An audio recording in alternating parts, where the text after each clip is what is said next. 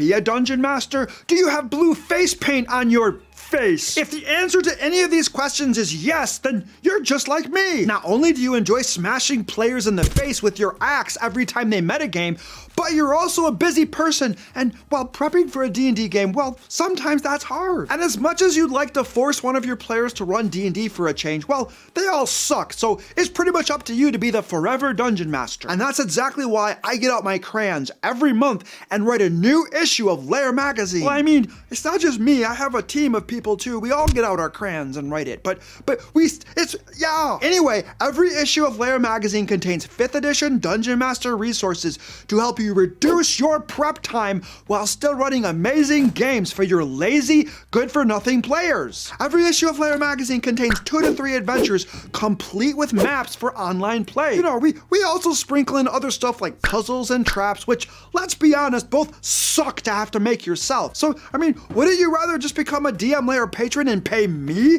to write them for you? I mean, you know, my team and I, with our crayons? Now, if you love your wonderful players as much as I do, consider helping me to meet my sales quota by becoming a DM Lair patron today at the link below. You'll get a new issue of Lair magazine every month and other cool stuff like map packs and bonus adventures. Okay, that's it. Please become a DM Lair patron now or I will find you. Oh, hey, what's up guys? How you doing? Welcome to the live stream. We are creating an adventure today, a level 12 adventure. Everything that we create on the stream today will be over on the dmlair.com, probably by this weekend or Monday or something like that. Monday. Yeah, so what we do today will be over on Monday, but that's what we're doing today. We're not doing Q&A and all that kind of stuff. We're just gonna create a D&D 5e adventure today. So that's the game plan for today. We gotta hit some sleazy plugs first, and then we're gonna jump into it. I think we're gonna use one of Cobalt Press's books. Probably, I think we might use Tome of Beast 3 for that. So if you have Tome of Beast 3, I have a PDF. I'll pull it up on screen. We can look at that too. But if you have Tome of Beast 3, then grab that sucker and start looking through it. And we're going to be looking for some higher level monsters because it's going to be a level 12 adventure. And I think we're going to make a challenging adventure today. I think we're only going to have maybe 3 fights in it, like 3 combat encounters. And it's probably going to be like a very deadly one and then a couple hards. So we're going to be, I have a map picked out for us too. Let me show you the map that I have that we're going to be using. That's the wrong button. Let's go over here. This is the map we're going to be using. It's like an inn. So it's pretty cool. This was made by North of Dust Productions. He's one of our cartographers that does a lot of work for us. He's really, really good at this. So yeah, we're gonna be using this map right here, and then we have a template that we use for our adventures as well, and we're just gonna work through this today. So that is the game plan for the stream today. Let's hit some sleazy plugs before we get going. Oh, my tea, my coffee's way over here. It's actually tea. All right, first sleazy plugs. What do we got to do? Oh, we're doing a giveaway. We're always doing a giveaway, so you can go get Into the Fae, store credit on the DM Lair store, other cool stuff. So just there's a link in the chat, hopefully, where you guys can go sign up. It's totally free and all that kind of stuff. What else do we got? What else?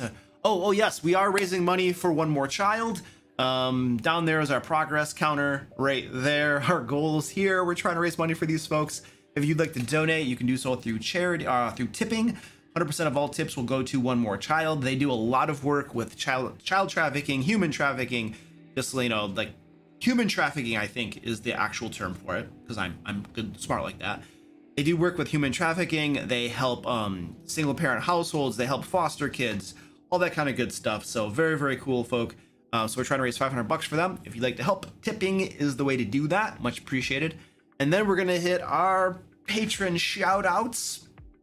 So all these awesome folks that you see listed on the stream right here help support all of the content we create. So many of you know we create tons and tons of free content for Game Masters. Obviously, we have the videos on the channel. We do these live streams. We do the Q&A live streams.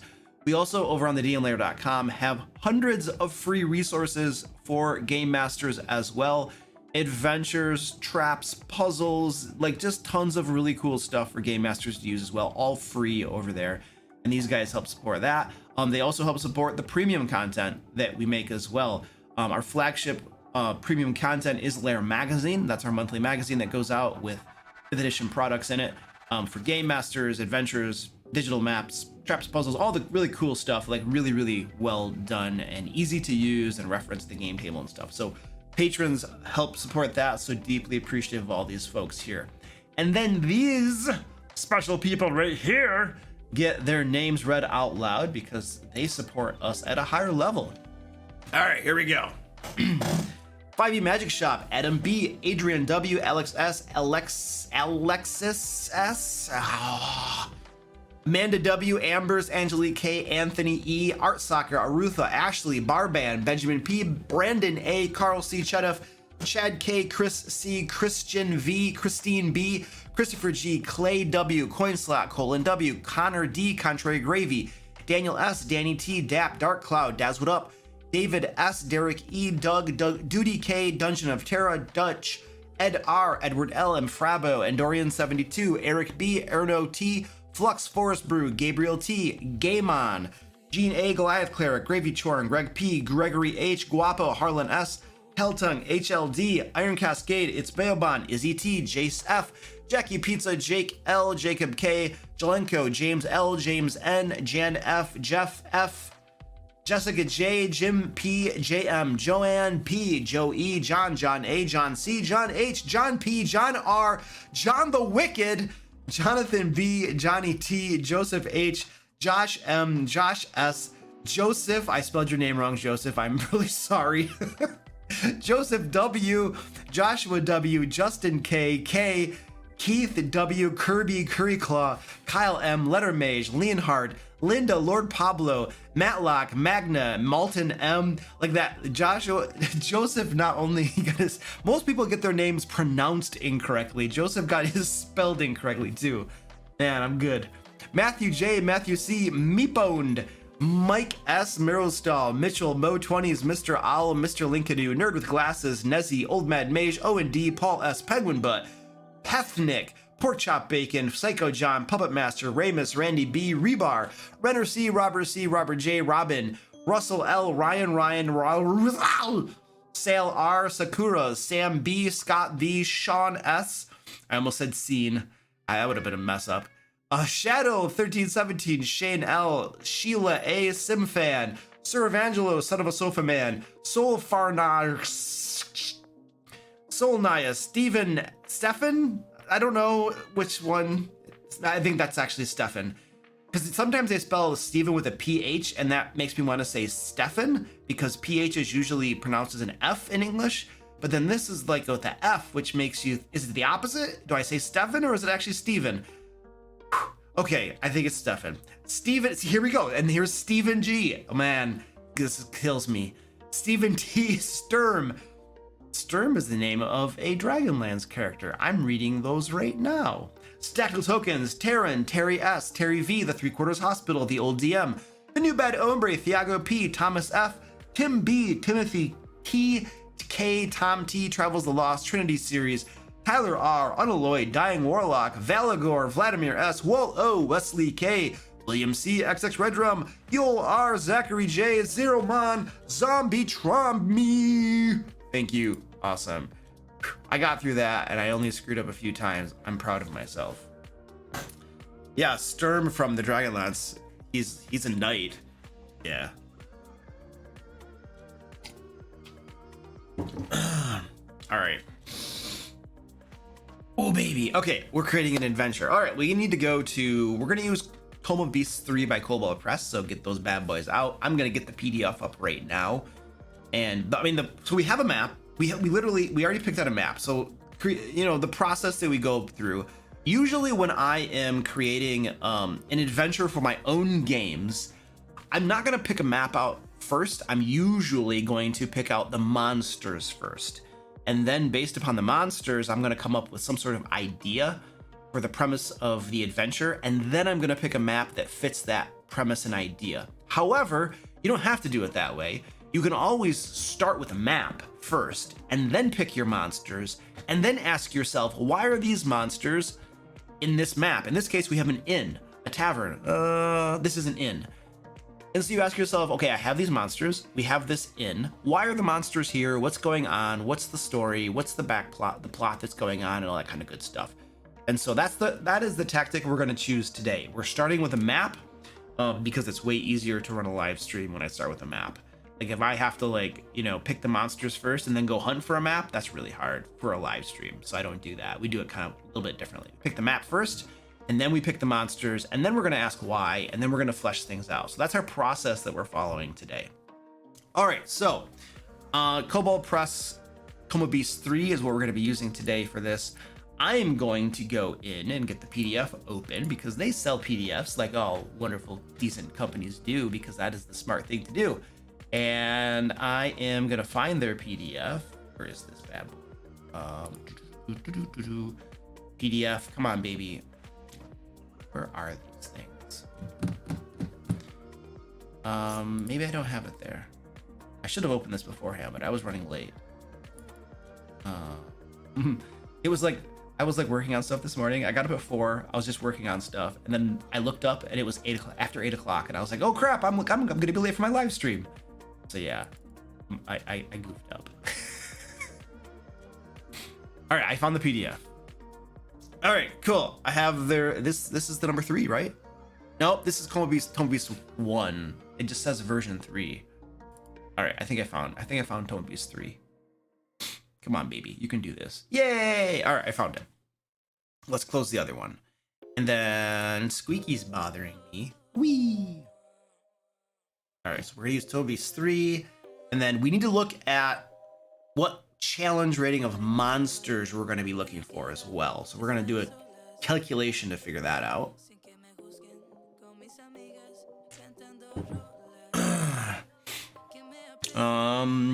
So we're gonna go to this over here, and Squeaky's bothering me. This is the wrong thing. I don't use that. I clicked the wrong button, and there we go. This is the one I actually use.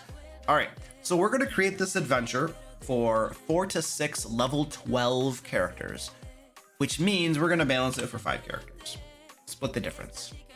And they are level 12. We put that in there. We calculate this.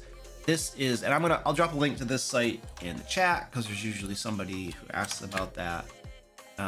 Squeaky, do you want to jump up here? Huh, buddy? You gonna come up here with daddy? Come on. Don't just bother me. Oh, he's just gonna bother me. What a punk.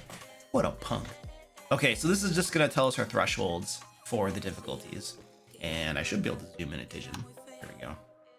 Oh, no, it's probably, oh, whatever, we'll figure out. So if it's level 12, I'm gonna guesstimate that we could probably have a boss who's like level 15.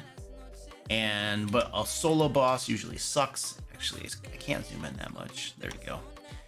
But that's only a medium. Okay, well, that's not that bad. So if one CR15 creature is a medium encounter, that means we could add some CR5 minions to it. Say 3 of them. And it's deadly. There we go. It's just over the deadly threshold. That's not too bad. We could actually probably add 4 of them, and it would be fine too. Now we're nearly double the deadly threshold, which is not a concern because in D&D 5th edition, the challenge rating system is borked and completely shot by level 8 or 10. By level 12, the characters are superheroes well on their way to being invincible, and they are going to easily handle an encounter that's twice the deadly threshold. I guarantee you, I have done this many, many times. I once gave a group of players an encounter that was 4 times the deadly threshold, and they won just fine. Oh, my dog is just standing there. So anyway, this does not concern me at all. So we could do something like this. So now that we have an idea of the level of monster challenge rating that we're looking for, we're gonna go into Coma Beast 3 and we're gonna find some of these. Now, Zach, if you could help me too by suggesting alternate monsters from the SRD that I can put into this adventure as well, just as an alternative in case people don't have Coma Beast 3, I would appreciate that. And then I can fill that out as we go here. So let's go over to Coma Beast 3. We're looking for its CR15. And fortunately, at the very end, they have an appendix with creatures by challenge rating. It's so helpful. All right. And we're looking for like CR 15s, 14, 15, something like that. Squeaky, thank you for helping us. Squeaky is assisting us this morning. Wow, there is a Royal Chimera. Look at this. That sounds interesting. A Royal Chimera is page 83. Let's take a look at that. Oh, can I just click it? Is it linked? Oh my word. It's linked. It's an interactive PDF. I can just click it and it goes where I want it to go. Look at this. Colo Press knows what they're doing. All right. Okay, so Royal Chimera. It has average human intelligence, roughly. What can it do? Obviously, it can breathe a bunch of stuff. I'm sure it has breath weapons. It can cast Dominate Person. That's a cool spell. That's one of those spells that if it works, you have a player who can still play the game, only they're fighting their own companions. So I love that spell. It is really, really cool. Sometimes you get a player who doesn't like that because they don't want to fight their companions, but every time I've used this, my player has been excited that they can do PvP, technically. Especially when I use this in my youngling group, the kids are always excited that they can finally fight each other. I got dominated, I have to attack you. They always love that. So that's pretty cool, I like that. It has blind sight, that's really good ability to have. And it's got legendary actions. Okay, cool. So this is a good candidate. This is a really good candidate. Let's go see what other big, we're choosing our boss basically for this adventure. So we need to find some other good candidates. Let's see what we got going on by challenge rating. I don't know what the heck this is. Heveliskar? I can't even pronounce it. Good gravy. If we choose this, oh, this is an aquatic creature. It looks like it, yeah, well, it can somehow walk. How does this thing walk?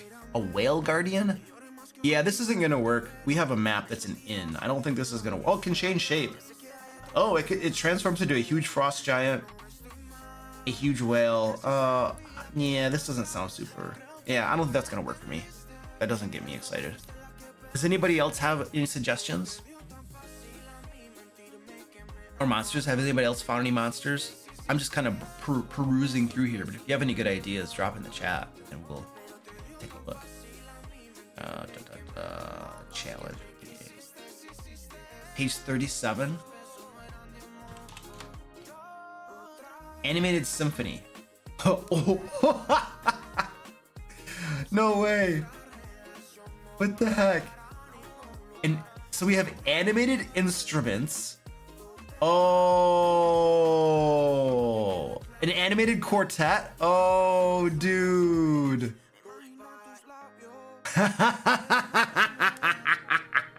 I just had an idea. Our map, you guys, our map is this inn. Oh, come on, baby, you can do this. This is our map. We could have had, like, there could have been a convention of bards at this inn with all of their instruments and stuff like that. And then the inn was attacked by some Squeaky. You can't rub my camera. Look at him. Look at him rubbing my camera and moving my camera. You need to knock that off, turd. He's just rubbing my camera. You guys are watching him rub my camera. He's pointing it all over the place.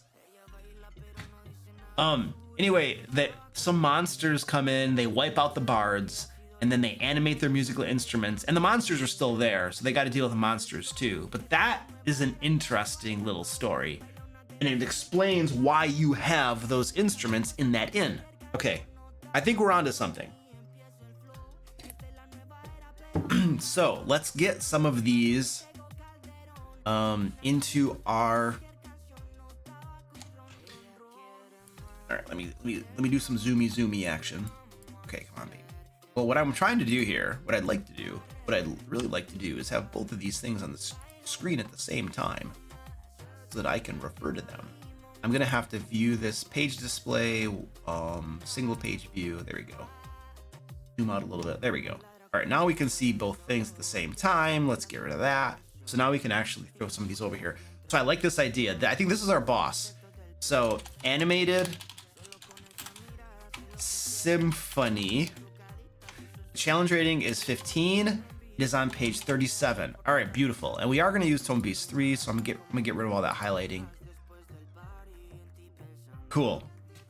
And Zach, your challenge is to find an SRD monster that I can write in here in place of this.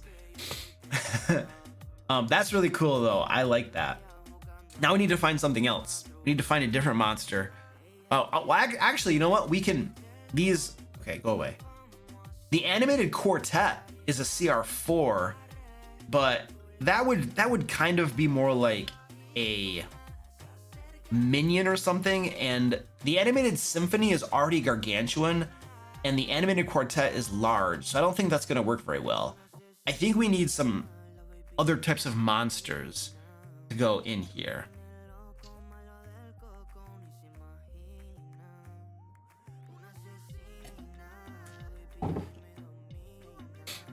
All right, let's go to the PDF, and I want to go to, we're gonna go full screen on this again.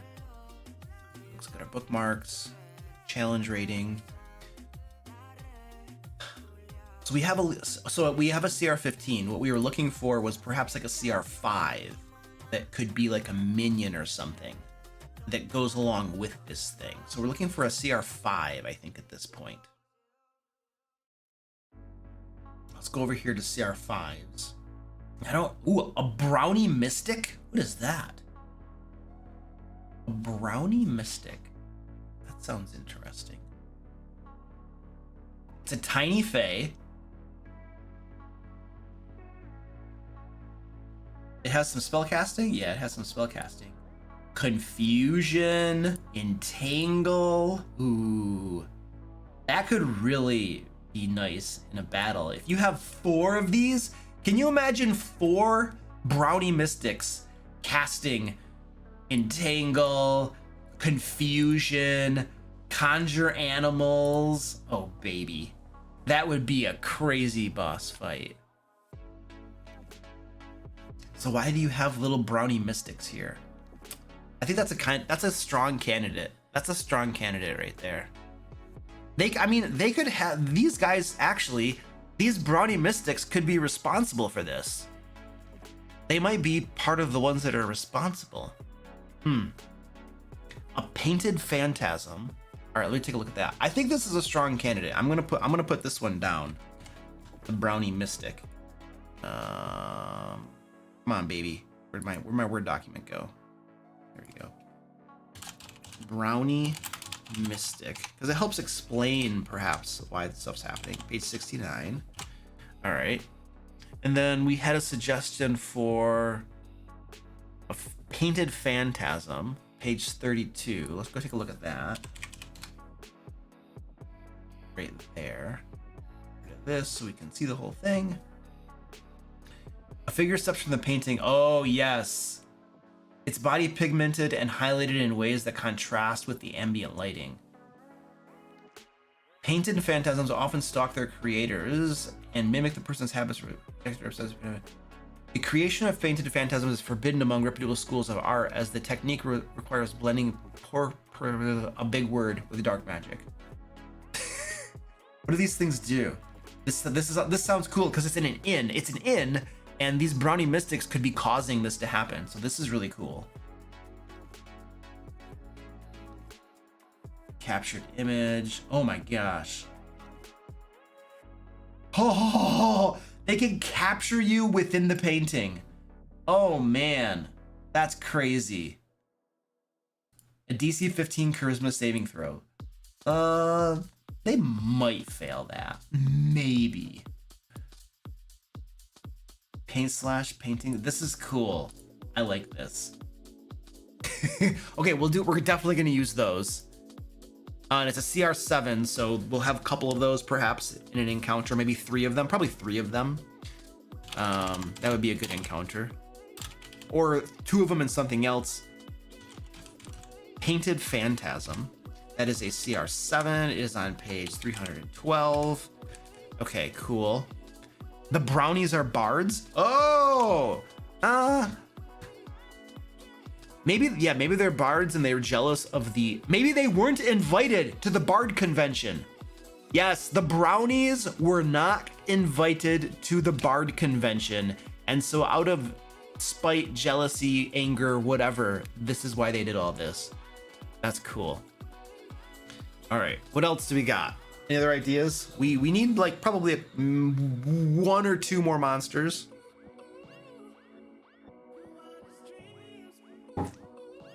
One or two more monsters, we'll get it done. Let's see if we got any more ideas here. Hi, Barbarian here. Did you see my last sleazy plug? You know, the one where I talked about Lair magazine and tried to convince you to become a DM Lair patron? Yeah, well, I'm not gonna do all that work over again. So could you just go rewatch that plug and then, you know, become a DM Lair patron at the link below? Please, you know, just don't make me threaten you with my axe. My doctor tells me I gotta, you know, keep my blood pressure under control. Thank you. Okay, so let's go. Let's make this full screen again. And I want to look at my bookmarks. Let's go to challenge rating. Hold on a second. So if we do 3 of those, it's hard. Yeah. So we could easily have 3 of those animated paintings or the painting phantasms as an encounter if we wanted to. That could just be one of our encounters. But something around a CR7 or maybe a CR7 or 8 is pretty good. I think that's what we're looking for. CR7s and CR8s.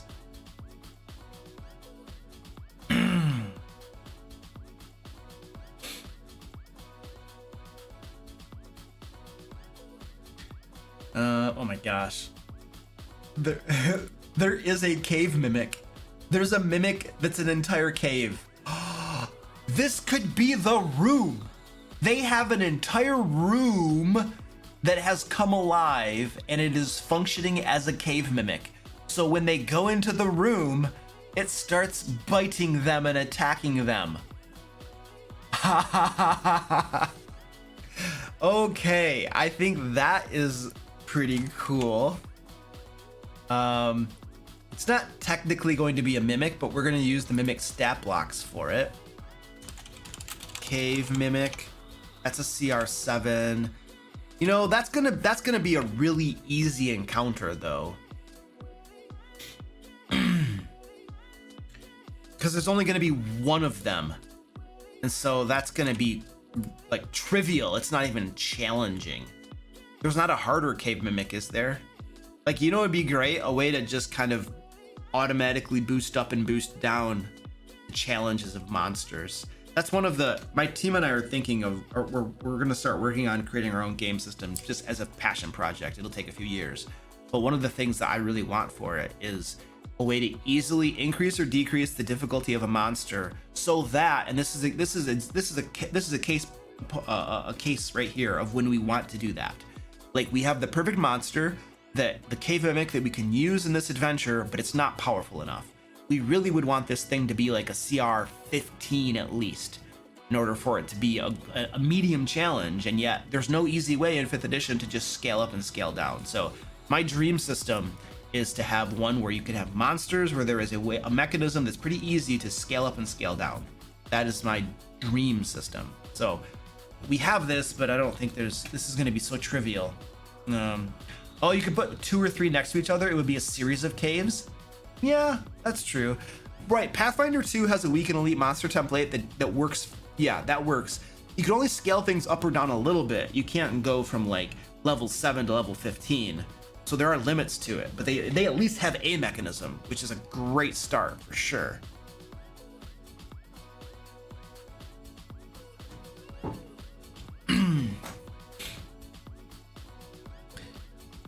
What we need, actually, you know, all we need is inside the cave mimic, we just need to have things inside it.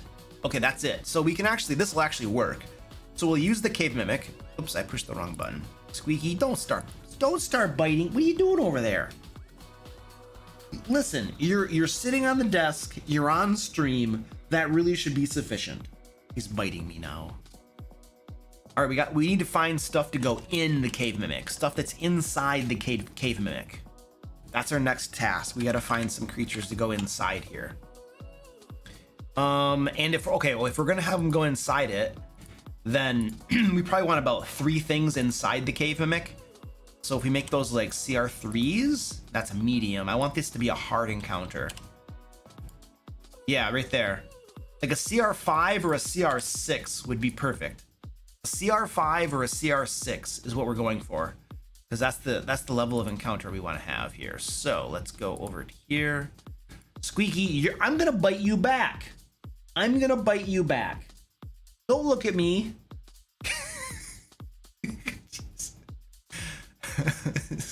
This is what he does to me when he thinks I'm giving somebody else attention.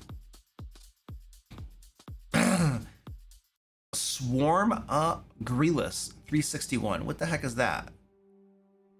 Let's see. Swarm of biting naps. Swarm of oh, what is this? Squeaky. It's large. We would need 3 of these. The Forgotten Tome cracked open and sprang out a throng of tiny, colorful people. Illustrations come to life. That's actually really, really cool and fits the theme. I like that. Let's take a look. Okay, let's take a look at this. This is really cool. An ion slime. That doesn't sound thematically as cool as this. A slime. Yeah, I mean, the other one sounds better for the theme of the adventure. What was that page again? 361. Okay. Yeah, Squeaky's. Everybody's watching Squeaky. Squeaky, you need to calm down over here. You're gonna get it. Just sit there and be good. All right, let's get this guy on our spreadsheet. Not a spreadsheet, it's a Word document. All right. So then we have Swarm of Grylus. Perfect. CR6, 361. So this is our main fight right here. Let's actually build out our encounters. Our encounters. So one of our encounters is going to be how many Brawny Mystics? Well, hold on. Let's do this one first. 1 Cave Mimic. Little guy. Now I have little guy down here crying. Little guy, shut up. 1 Cave Mimic and 3 Swarms of Grylus. Little guy, what is your problem? The dog woke up now. And then the Painted Phantasm. Did we just have 7 of those together? Like 3 of those? That's a CR7. So I think we just had like 3 of those guys together. 3 Painted Phantasms. I really want to have 2 Painted Phantasms and then something else. We need something else to go along with that Painted Phantasm. Just one more creature that can be in that encounter. So I don't want to have 3 of them. I want to have 2 Painted Phantasms and 1 of something else. That's what we're gonna find next. Something around like CR7 or CR6, 7, or 8 would be fine. But I want to find something to go with that. And then we have. So let's look for something like that right now. I'm just gonna make some notes here. 1 Animated Symphony and how many Brownie Mystics? The Animated Symphony is a 15 and a 5. Okay, so a 15 and a 5. There was 1 Animated Symphony and 3 Brownie Mystics. 4 Brownie Mystics. I'm gonna go with 4 Brownie Mystics because that's gonna be super deadly. And 4 Brownie Mystics. Deadly. Deadly times 2. It's beautiful.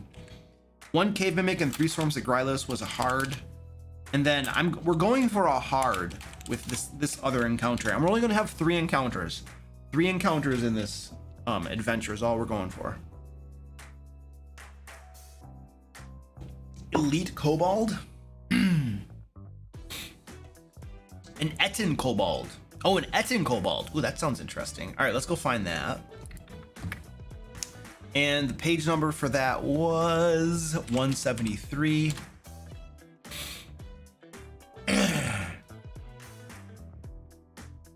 Little guy. Oh, this looks cool. Little guy. Will you be quiet? Got orange staring at me.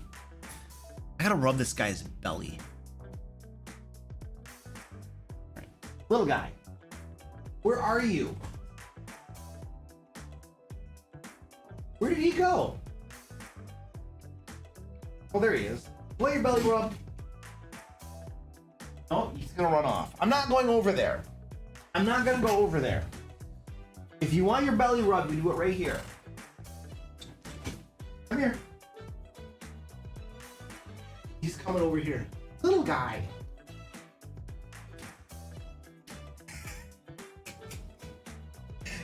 He's afraid of the dog too. He keeps looking at the dog and the dog keeps going after him. All right. The Etin Kobold, that's only a CR1. That doesn't work. It needs to be a CR 6, 7, or 8. That doesn't work. Ooh, a painting ooze? 310. Okay. A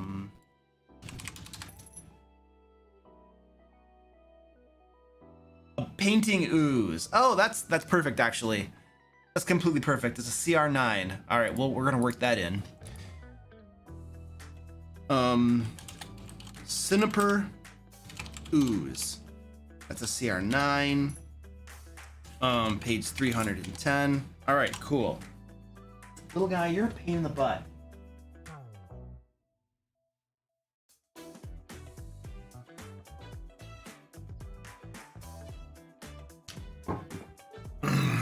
All right.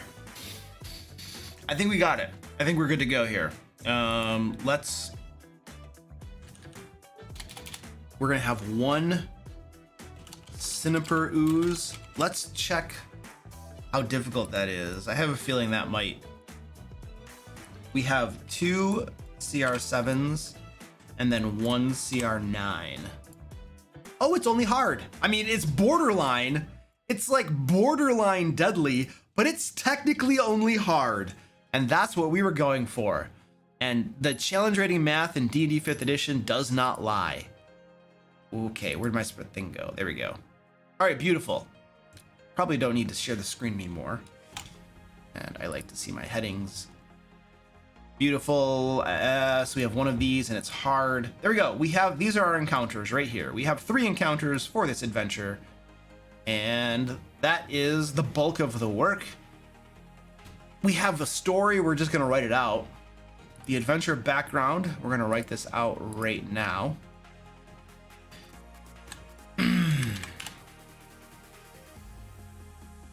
Yeah, borderline deadly for a level 12 party is more like a medium anyway. Yes, 100%. This adventure will be about making the players paranoid. Yeah, that sounds really cool. I should run this as a one-shot for my patrons or something. That would be really cool. Except that level 12 adventures take forever because D&D 5e combat just takes longer and longer and longer the higher levels you go. I once made the mistake of running a level 17 adventure for my patrons as a one-shot, and it took us so long to do that adventure. It was crazy. I only ran it twice. And I was like, this adventure just takes too long because high level combat is so lengthy. It's crazy. So it probably wouldn't work, but it's an interesting concept. All right, let's write our adventure background. I need a name for the inn. What is the name of the inn? I need you guys to brainstorm the name of this inn. So in case you're late joining us, this adventure is going to take place in this inn right here. And we need to develop a name for the inn. And I'm going to start writing out. Okay. A convention of bards was taking place in the something inn.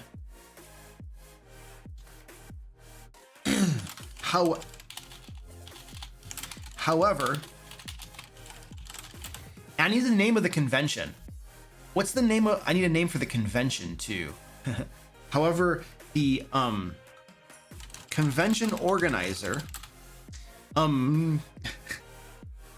intentionally failed to invite a group of brownie bards due to a past history of rabble rousing. Due to a past history of, what would you say? They were doing bad things at past conventions.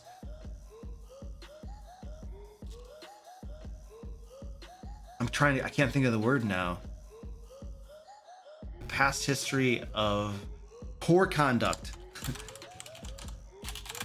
at the convention. I need to know what the name of mischief. Yeah, mischief. Yeah, that sounds good. These brownie bards should have a name too. I want to have like a name for their group. Delinquency. Yeah, that's a good one too. And then we need a name for like the principal bard, but I'm asking for a bunch of names. We should get the name of the inn first.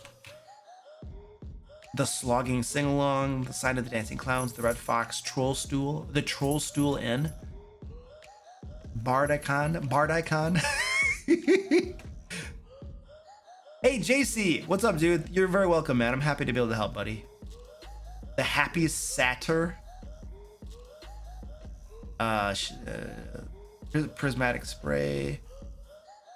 What was that? The Troll Stool Inn. I like that. The Troll Stool Inn. I kind of like that. The name of the inn, where the convention of bards take place every year. Whee! All right, and then we need the name for some NPCs. Oh, the name of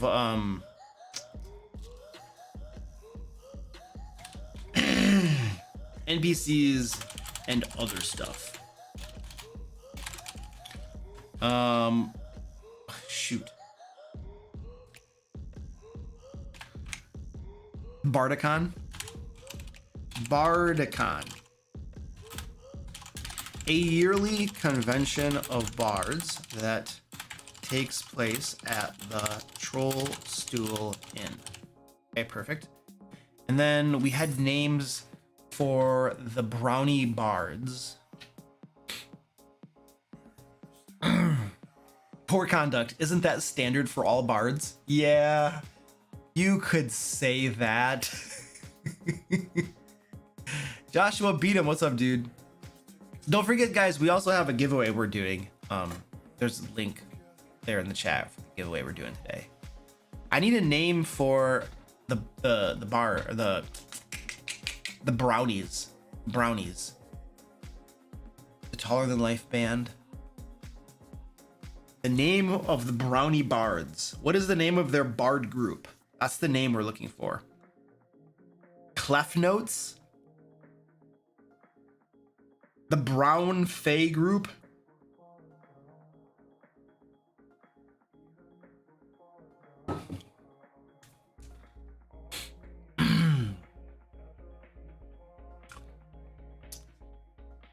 Quail Tall Players. The Brown Note. Bardic Interpretation. It's a play on the Blue Man Group, an IRL band. I don't know what that is. Brown Fey Group. Okay. Overcooked. The Triple B's. Favorites. The Favorites. I kind of like that, Rachel. That's pretty cool. The Bombastic Bards. Barrel's Bottom Brownies. The Triple B's. Barrel's Bottom Brownies. The Triple B's. I don't know what that means. The Favorites. Who's this? Who's down here? Orange. What's going on, buddy? Orange. Orange is down here. All right, we'll do the Favorites. That's pretty cool.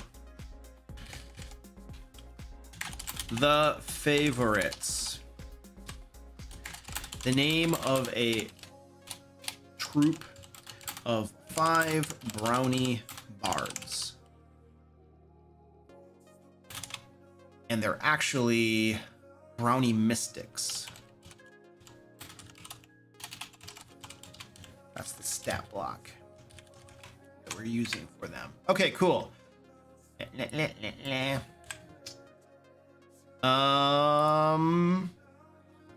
Excellent. We got that. The locations are done. NPCs and other stuff we got named. All right, a convention of bards. Okay, now we can say Bardicon. I think con should be uppercase. Bardicon, a convention of bards, was taking place in the Troll Stool Inn. Oh, let's go up to the name of our map too before I forget. The Troll Stool Inn. Then go. However, the convention organizer declined to invite a group of brownie bards known as the Favorites due to a past history of mischief at the spelled that word wrong. At the convention. Out of spite and anger, the Favorites attacked. We'll say attacked Bardicon during the keynote address, wreaking mischief and causing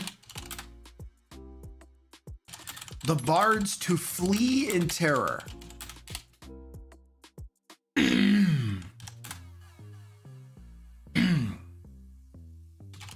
In the aftermath,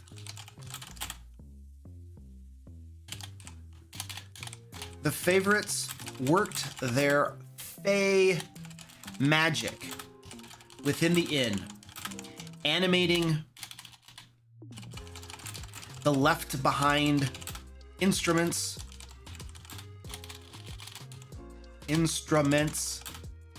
works of art on the walls, and even turning an entire room into a living entity.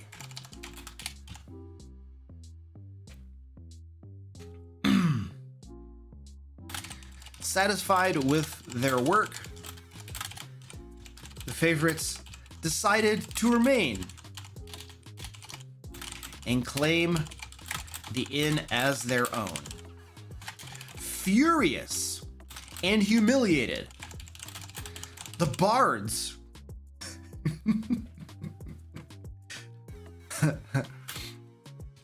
are enlisting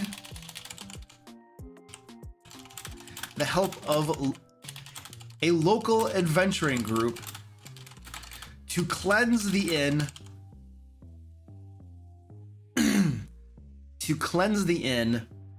of the Favorites' magic and capture or kill the brownies.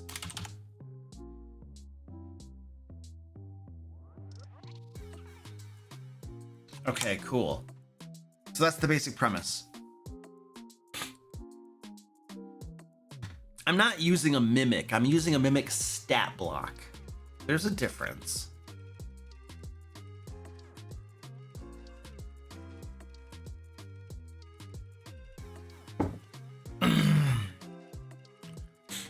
Is this an April Fool's one shot? I mean, should it be Bard Icon? It should actually be Bard Icon, not Bard Icon. Or wait a second. Was there a reason? Whoever suggested Bard Icon, was there a reason for it to be Bard Icon? Well, I think Zach might have suggested that. Was there a reason it was Bard Icon instead of Bardicon? Because Bardicon rolls off the tongue very nicely. But I don't know if there was a reason behind your name. Otherwise, I'm going to change it. If there was no reason, I'm going to change it. Because Bardicon is easier to say. And you know I have a hard time pronouncing stuff. All right. Bardicon is natural, but Bard Icon is another way. Oh, Bard Icon? Bardicon. Bardicon. Oh, I see. I see. Okay, well, that's fine. We'll leave it that way.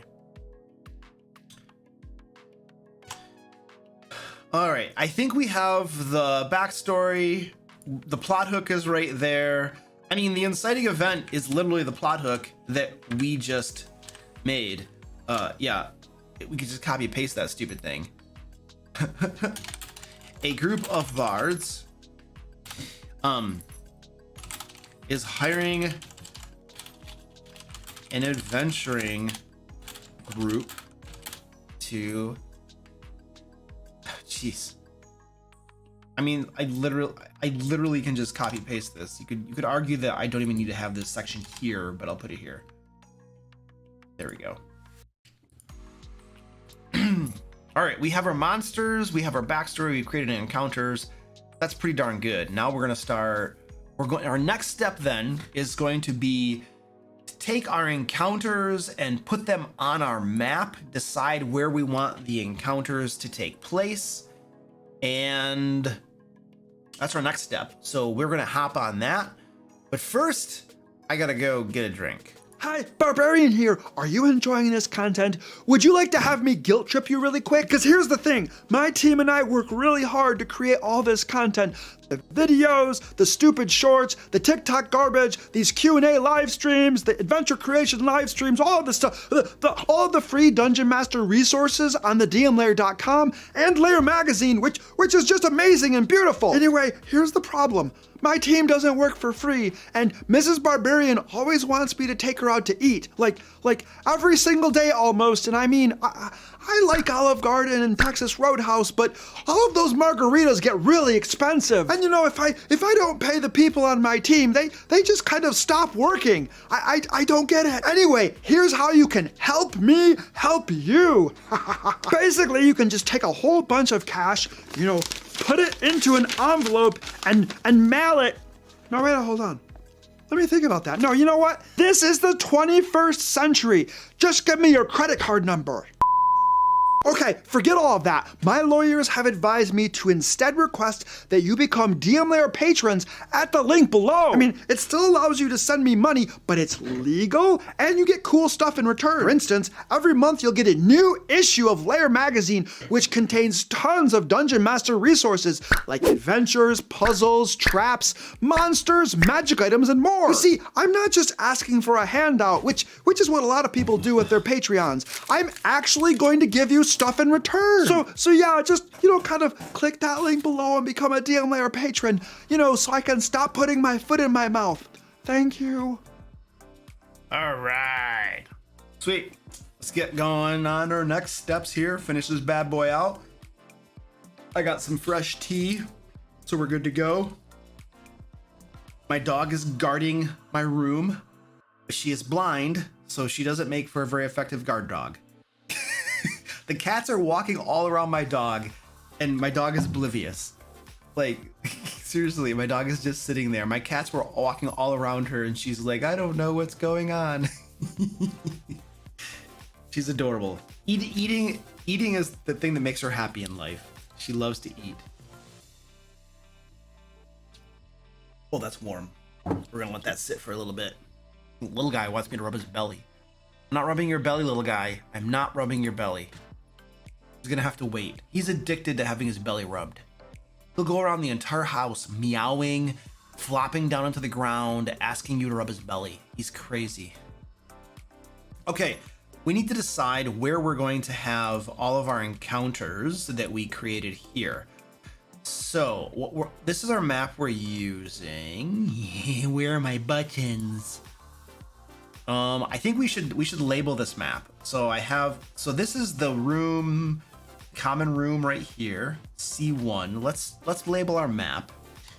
It's gonna be a T since it's called the troll. Who's bugging me over here? Squeaky T's. You were just up here, Squeaky. We're gonna label it with a T.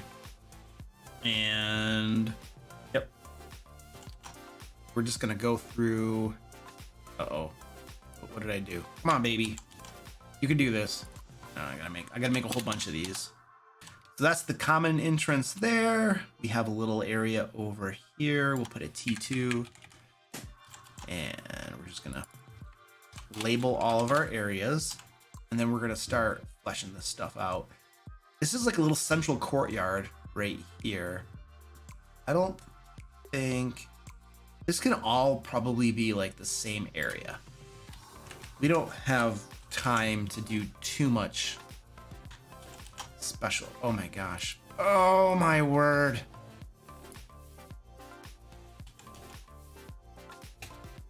It won't copy.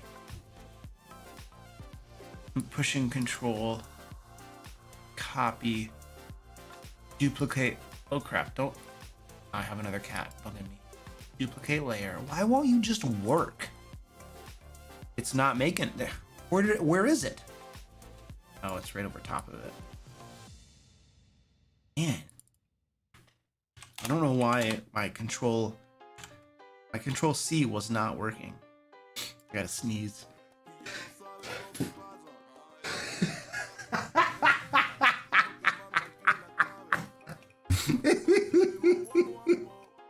Did you guys just see all my cats run?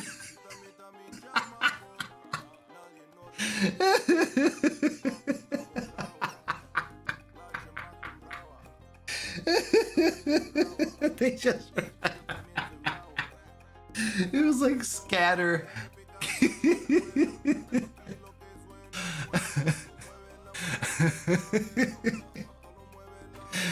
Okay. Like whenever I sneeze, I have this deep inhale, and my cats always run because when I actually sneeze, it is loud. It's like they've been trained to run.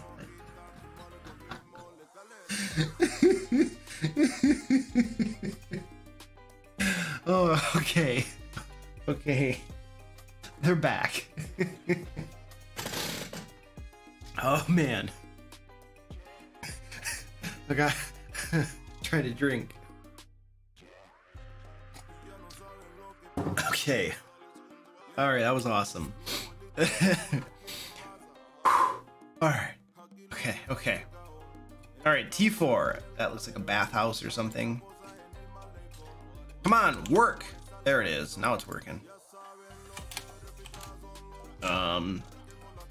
T5 right there. Squeaky.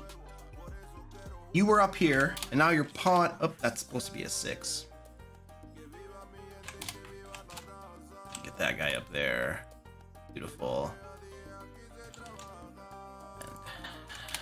And there's a 7. We're just gonna go right around the outside here. We might not have something that we put in each of these rooms because this is. If I were making an actual full adventure, I would obviously populate every room with something interesting. Not an encounter, but there should be something interesting in pretty much every room, just so that, you know, even if it's minor and trivial, because that helps to build out the exploration pillar of the adventure as well. Or you could have like an NPC or something in there that is purely meant to be a social encounter. The players can just talk to them.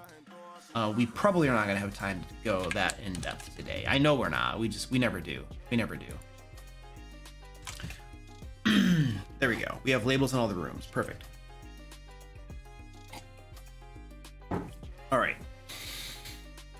Now we want to place the encounters. So I feel like the animated symphony and the 4 brownie mystics. I feel like that encounter. That's the wrong button. I'll figure it out eventually. That encounter is probably going to be in this central area, but I want that to be the last encounter. And so what I'm going to do is we're gonna build that right now. We're gonna have to flesh out this location. the Troll Stool Inn. I'm gonna come back to that in just a second. And then the first thing that we're going to do here is we're going to say, after the characters have explored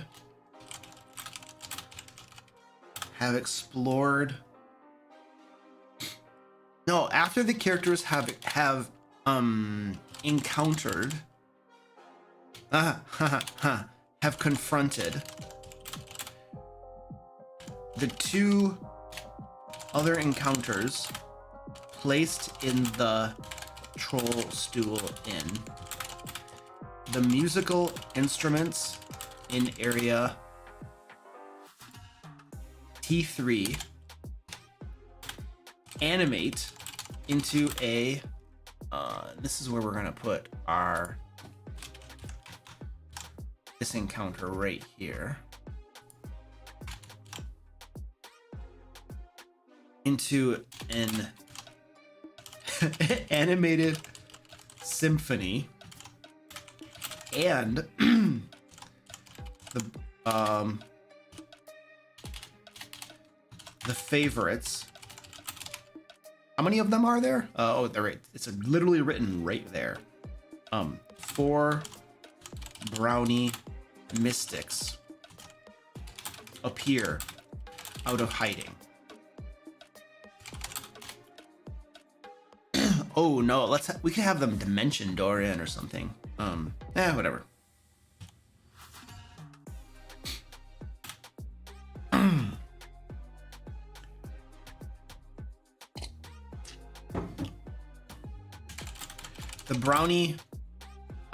The brownie bards, we'll just say the favorites are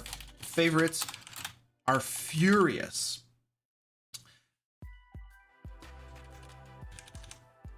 Have just returned. I can't spell. There we go. Have just returned from a musical tour, from an out of town musical tour, and are furious to find the characters trespassing in their inn. There we go. That explains why they're not there to begin with. And because the way I'm setting this adventure up, I want them to confront the other two encounters first, and then I want this animated symphony and the favorites to be the boss fight in essence. And so I'm building in a mechanic here that guarantees that they're not going to fight these guys first, that it's going to come at the very end. And so that's kind of what I'm building in here. And yep, this is deadly.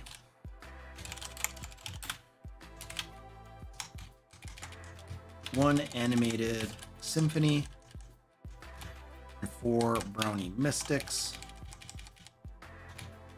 There we go. Okay, cool. Now what I want to do, and that's going to take place in T3, which is the central area.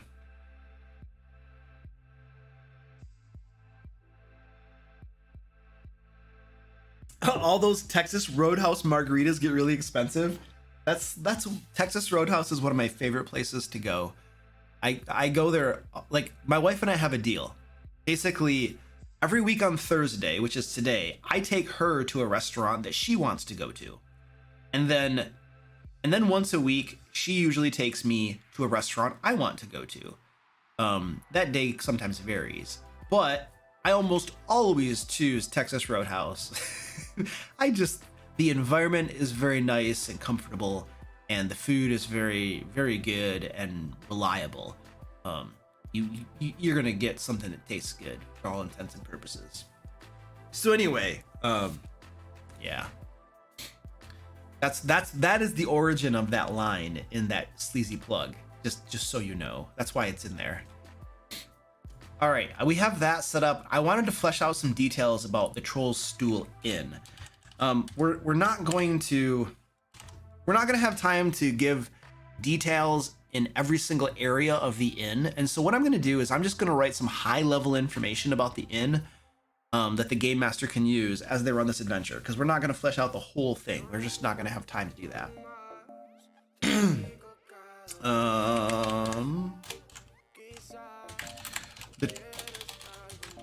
The Troll Stool Inn is a, I'm going to zoom in a little bit, make it easier for you guys to see, I think this is like a very high class inn. How would you say that? I don't know what the word is. High class establishment with well appointed rooms, valuable paintings, cushioned chairs and divans. That's another way of cushioned sofas. Let's make this easy on ourselves.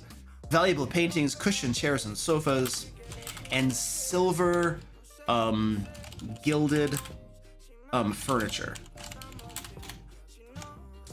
Is there a different word? Gilded usually means gold. Is there a different way to say that furniture is gilded with silver?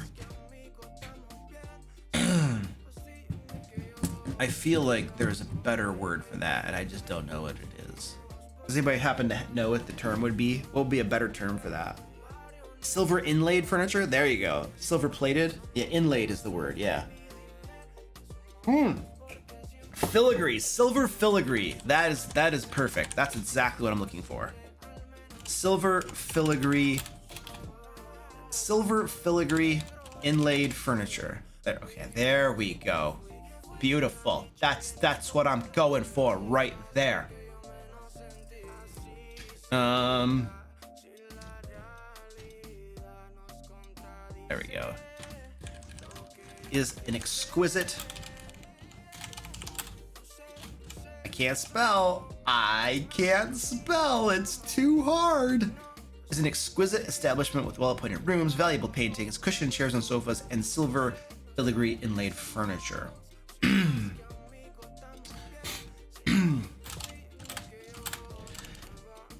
Yeah, that's not too bad.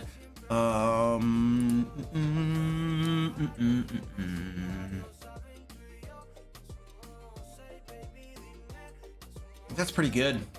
That's a really good description of things. All right, let's place the other encounters.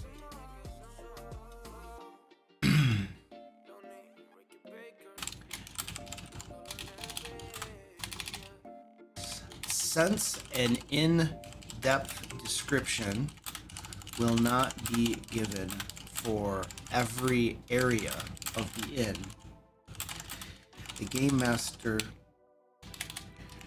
use this general information to improvise.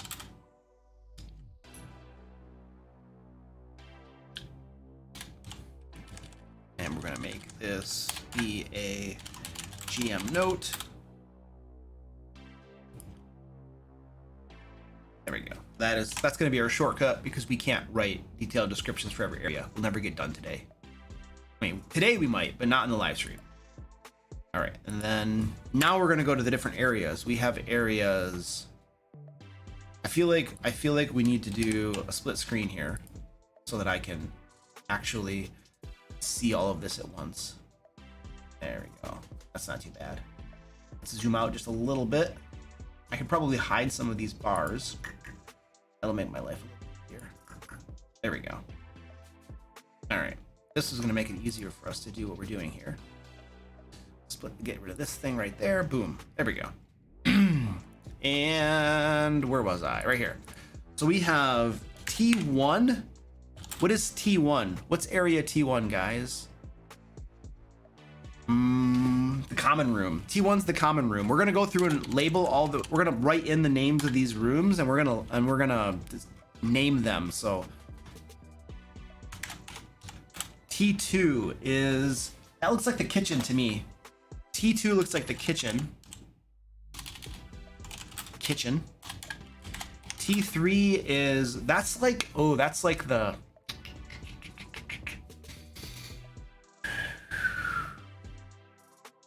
It's like the center of the inn has a garden in it, and that garden is open to the air. When they're in villas, there's a central area in some villas, especially from like, you know, medieval times and stuff, that has a central open area. And there was like a name for that. A courtyard or a plaza. Yeah, courtyard. That's good. We'll go with courtyard. Central courtyard. Thank you. Aha. T4. That looks like the bathroom. No, it's like, it's not a bathroom. It has like a tub in it, like a mirror and stuff. Atrium. Ooh, an atrium. That's nice too. Ah. Squeaky, calm down. Washroom. Okay.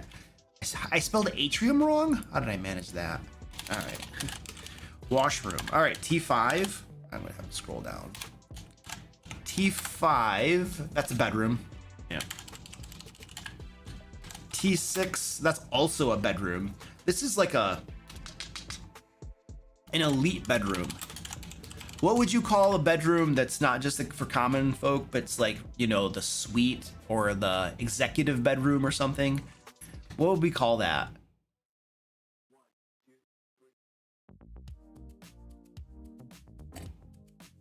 Because there's another one too.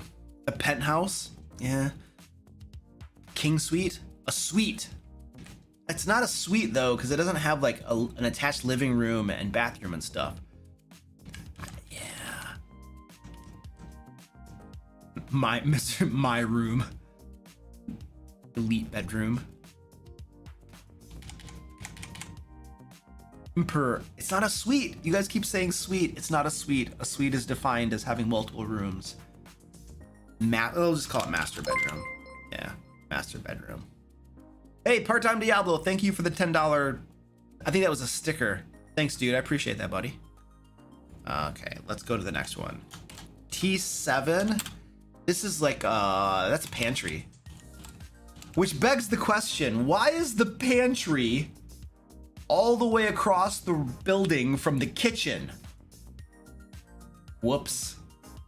Let's call it storage, because inns also have storage. So we won't make that the pantry, because that would be illogical. It'll just be a storage room. T8? Oh, T8 is, that's like a destroyed bedroom.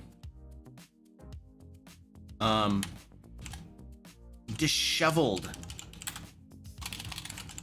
bedroom. Oh, that was supposed to be T8. I screwed my numbering up. I can't count either. I swear, it's hard to do this when you have a cat right here who keeps pawing at me. Squeak, what? Don't grouch at me, you big baby. T9. This is another master bedroom. And then we have T10. That is just a standard bedroom. Okay, cool. We've named all of these. Now I'm gonna make heading levels for them. This is gonna be heading level 2. I'm gonna put some inters after them, give them some nice spaces we can work with. And then we're gonna throw some information here as we flesh out this inn. All right, there. We probably don't need to have the split screen anymore. I like to have my headings shown. And then our map, let's make this big again. There we go. This is gonna annoy me. I need to have my workspace look the same every time, otherwise it annoys me. All right, now what I wanna do now is we have this encounter we already placed. We have 2 more encounters that we need to place, and we gotta decide where we're gonna place them. Now, the cave mimic and the 3 swarms of Grylus we need to place. Now, a swarm of Grylus is, we got 361. So the swarm of Grylus was the guys that came out of the books. Yeah, these little painted guys that come out of books. That's the swarm of Grylus. So we need a cave mimic, which is the entire room. And then we need swarms of Grylus. So we have to pick where we want that to go. I feel like it's gonna be one of these bedrooms, probably. That's probably gonna be like... Would it be the broken up bedroom? Wait a second, let's zoom in a little bit. Look at this, it has pages on the floor. This is perfect. There are pages on the floor. They go in there, and that's why it's a cave mimic. The whole bedroom has come to life, and it's just constantly, which destroys everything in it. Okay, perfect. And then these papers that are all over the floor are the swarms of Grylus. This is actually quite perfect. Okay, now we just need to write all of that out. That shouldn't be hard at all. Whoa, where am I at? Once upon a time, there was a dungeon master named Timmy. He was too busy to properly prepare for his games, and his players all thought he sucked. But then Timmy's mommy got him Lair magazine for Christmas, reducing his prep time and improving the quality of his games. And then Timmy's players all loved him and thought he was the best dungeon master ever. Be like Timmy and become a DM Lair patron at the link below. Yeah. Okay, before we do that, I want to give our cats some treats because they're bugging the crap out of me, and I want to, maybe this will buy me some time. All right, you guys, get over here. Let's go. Quit whining. All right. Yeah, you're all crazy. Come here.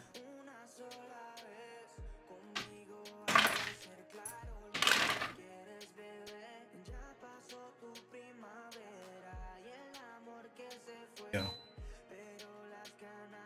Guys are crazy. I'm gonna give my dogs. Look at my dog. Oh, where's the food? Where's the food?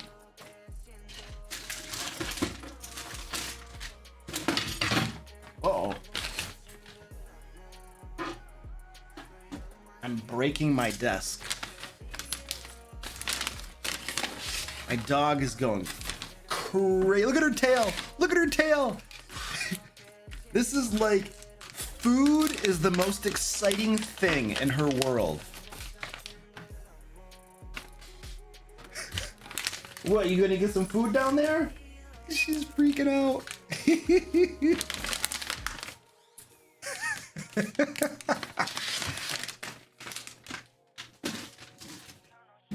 All right. Okay, doggy. Over here. Come here. Come here. There you go. Okay, there we go. She's got her food. The cats maybe will come closer and get the food. They're all terrified.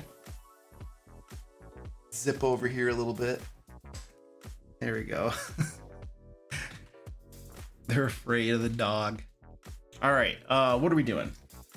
We gotta flesh this adventure out.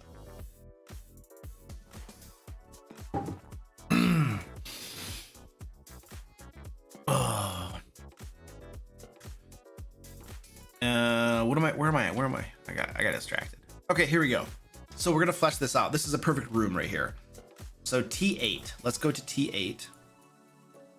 Let's go up to our encounters.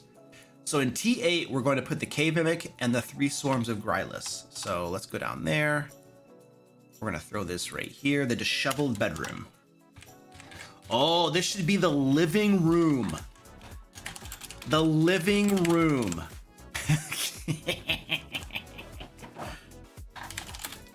The favorites. Can you hear my dog eating? She's just making a massive amount of noise over there.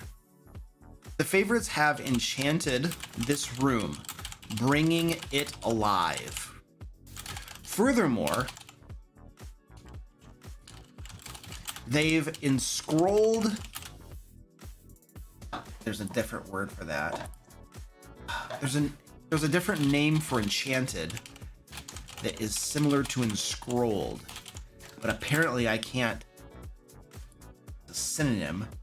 What is that name? Bewitched, captivated, enthralled. What's the name? Ensorcelled. Thank you. There we go. Thanks, Brian. Ensorcelled. That's what I'm looking for. Make sure that works. Bewitched. Yep. Furthermore, they ensorcelled several pages, several pieces of parchment in the room, causing the comics within to live. Okay, perfect. The room itself is in horrible condition, with most of the furniture toppled, either toppled or broken.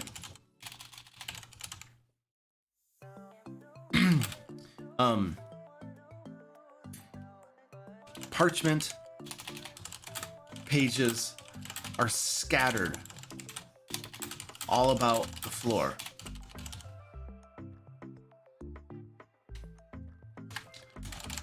The room uses the stat block of a cave mimic, and it lies in wait for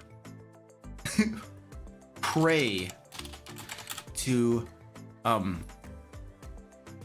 enter, haplessly enter. I think haplessly is the word I'm looking for. I'm gonna double check that. Unluckily, yep. Unfortunately, yes. Lucklessly, that's exactly what I'm looking for. The room uses the stat block of a cave mimic, and it lies in wait for prey to haplessly enter. As soon as at least, we'll say, as soon as a few characters enter the room, the living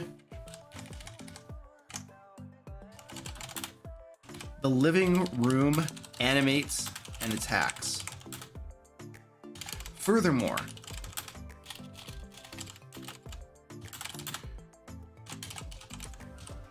the swarms of Grylus. Furthermore, the animated comics on the pages, on the parchment pages, use swarms of Grylus stat block. Come to life. Exit the pages and attack, focusing on characters that are outside the room. Okay, all right, that's pretty basic. Got the basic idea down.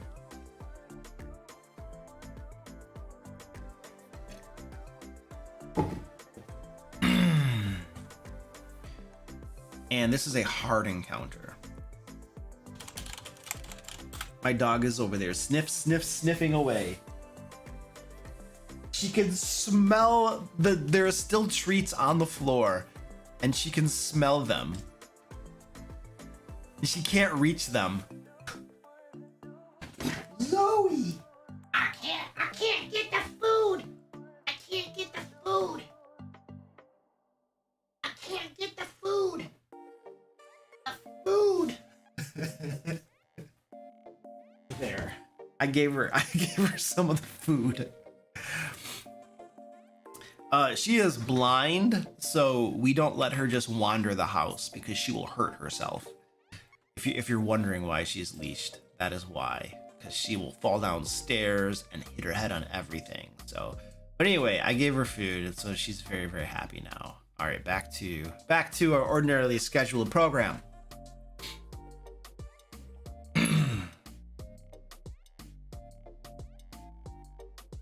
I want to place the other encounter now. The last one that we're gonna place is 2 painted phantasms, 1 Cinnabar ooze. So basically the fainted phantasms, that was 312 and 310. Oh, that's convenient.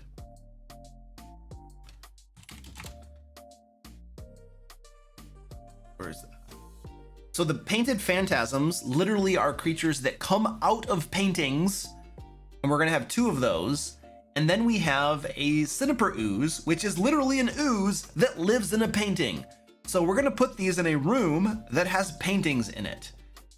That is what we're going for here. So let's just come out a little bit.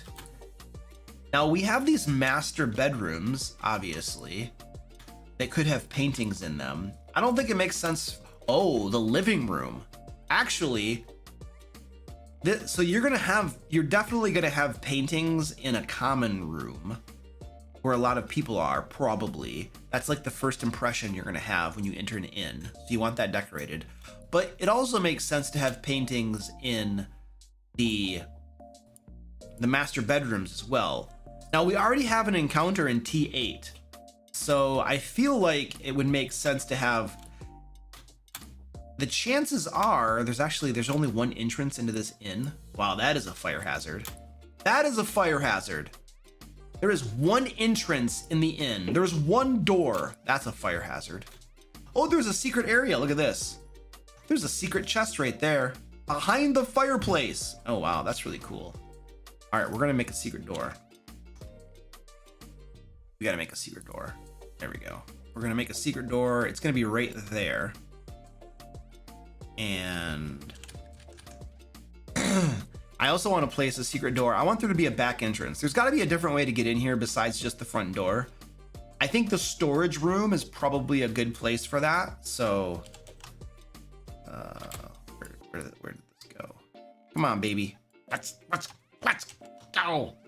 There it is. All right, we're gonna make a secret door back here as well. It helps you get in through the storage area. Let's in T7, let's put a little note there. Secret door. There is a secret door on the north wall of the storage of this room that leads into the alley behind the inn. This should be storage room. There we go.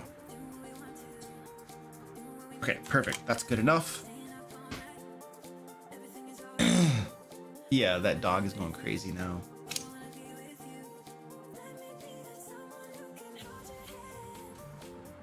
Assuming that deliveries go directly to the storage room, making it a secret. That's a really good point. We don't have a way to alter our map, though. I didn't make this map. You know what we could do here? Let's make this an I. Right there. Or, no, well, let's see. Maybe an X. Yeah. It would make sense for deliveries to go right in there. And so we'll just put an X there. And then we'll turn this into a back door. That's a really good point. A back door. There is a back door used for deliveries on the north wall of this room that leads into the alley behind the inn. Perfect.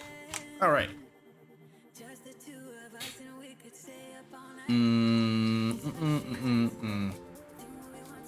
Yeah, our map isn't, the map's not going to work for us. We have buildings and stuff, and then we have cabinets and things. It's not perfect.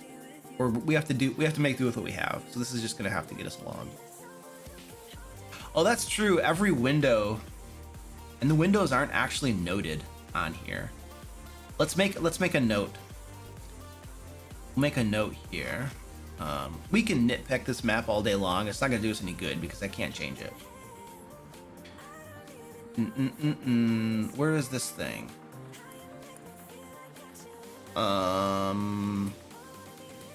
Okay, here we go. Windows. Each room contains at least one window. Larger rooms contain 2 to 3 windows. The windows are secured by latches on the inside, but it is trivial to break through the panes. All right, there we go. But it is trivial, though noisy. All right, break through the panes. All right, cool. That's an important note right there. Simpaticos, what's up, dude? How you doing, buddy? Simpaticos is Trevor. He plays in my in-person game. He just ran a one-shot for us. That one-shot is coming out. You can watch the one-shot that Trevor ran for us this Sunday. It's gonna come out on my channel. And then, yeah, cool. He almost killed us. Actually, I don't think we were ever close to being killed. It was our first Pathfinder 2 game as a group together. Is what that was. Okay, so we have that. Well, we were gonna place. Oh, you know what? We got distracted. We were in the middle of deciding where to place our encounters right here. I know you didn't almost kill us. We were gonna place this encounter, the painted phantasms and the Cinnaper ooze, and we got to put that somewhere. And we were debating where to put that, and then I got distracted by the secret room here, and then the door back here. So, where should we put those? I almost feel like I want to put them in this common room, and they're just in the common room. Because the chances are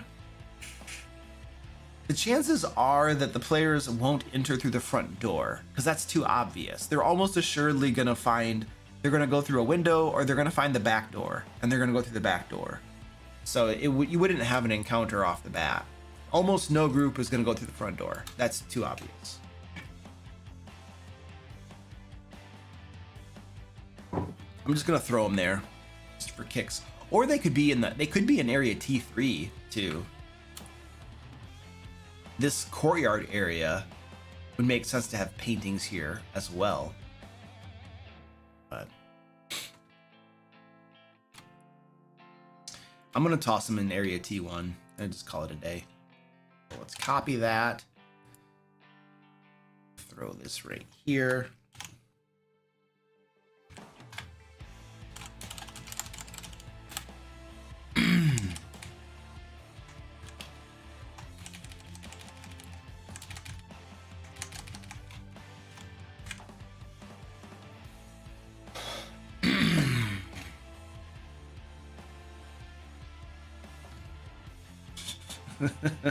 That's fair, Owen.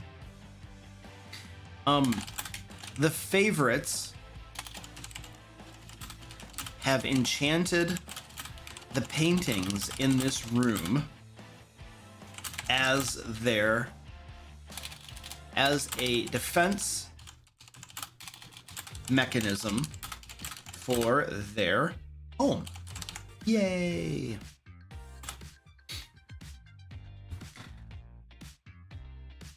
I feel like there should be some sort of password that if they say it, it doesn't cause the paintings, the alarm system essentially to go off.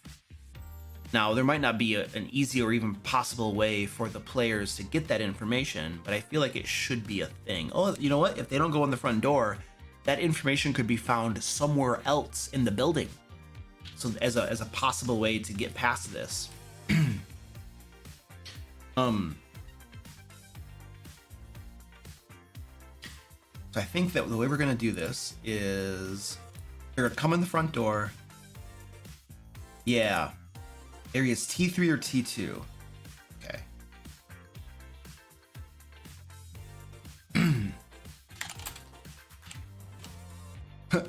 The defense system lies dormant until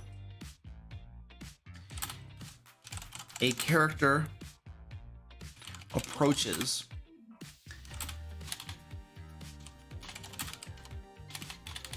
a door leading to either area T3 or what is the other one? T2 or T2. At that point, a sing-song voice intones. What should this voice say? The voice is basically asking for the password, but what should this voice say? I'm imagining it's some sort of like fey elven voice that, you know, very politely and beautifully asks them for the password. For he's a jolly good fellow. Oh. Oh. Key, please.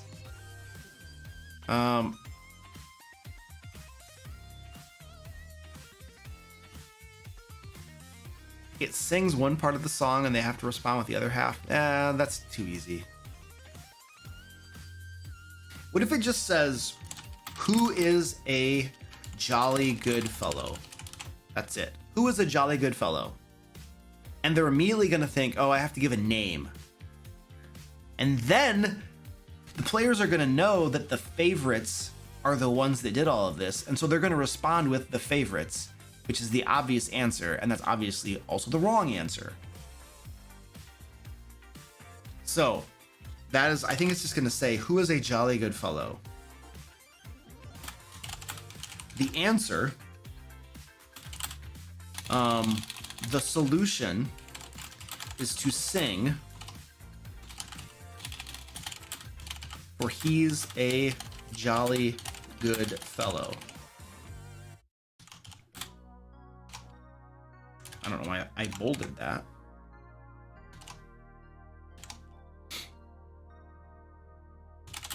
If the characters sing that song, the defense mechanism deactivates for 10 minutes,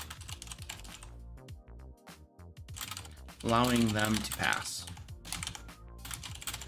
If the characters do not or give an incorrect answer, the paintings, 3 paintings, animate and attack.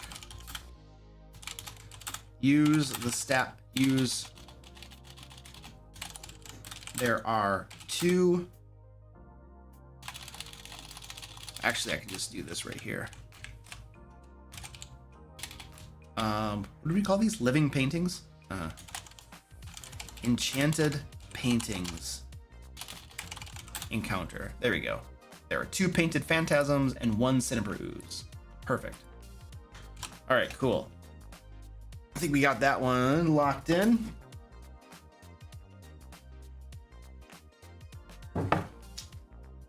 And that's all of our encounters. We had 3 encounters that we were imagining for this adventure, and we have placed all of them. We have one of them that we just put into the common room. Why did I not write common room? It's usually called the common room. We put one into the common room. We have one in the T8, which is the living area, or the living room. We called it the living room. And then, oh, I forgot this development. Oh, that's the right place for a development, though. After the characters have confronted the 2 other encounters placed in the Troll School Inn, there we go. That's perfect. This will be the favorites. The favorites encounter. So I think the only thing we could technically stop right here. We're not going to, but we have the premise, we have the basic outline, and many game masters could run this adventure right now. We have the reason why things are going on. We have the encounters that are going to go here. We have a map, and we can improvise most of the other things. Now, there are a few key things that we still should really do. Let's see. Let's do a to-do list. Let's make a to-do list, because we do have a few other things that I think are important. We want to have a loot list. We need to find we need to make a loot list of different treasure. It's a level 12 adventure, so there's got to be treasure they can find, and we want to place it throughout this adventure. And then after we do that, we're sitting pretty good. We should flesh out the rooms with more details as time permits. If we can get something like a trap, that might be good. A puzzle, maybe. But I feel like there should be like hidden mysteries type of thing. One of those needs to be the Jolly Good Fellow, which I think we're gonna actually place right now. So that's our to-do list. Now, we had said that in the common room, in order to bypass that encounter, they have to sing for He's a Jolly Good Fellow.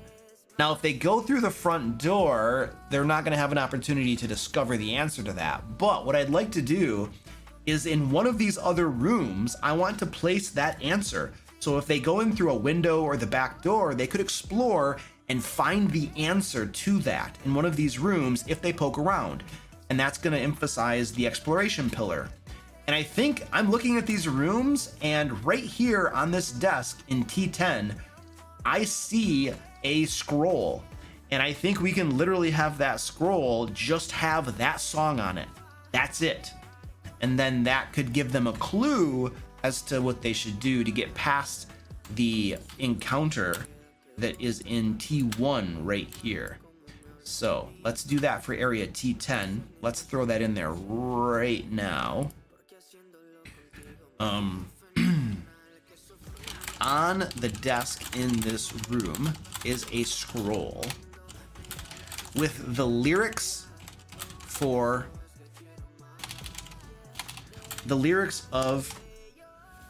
the song for He is a Jolly Good Fellow written on it. GM note. This is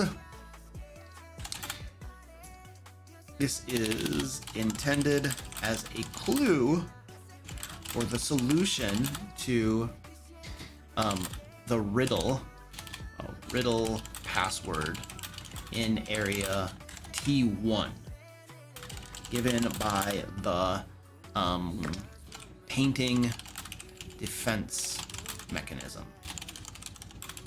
It can be encountered by characters if they enter through the back door or windows.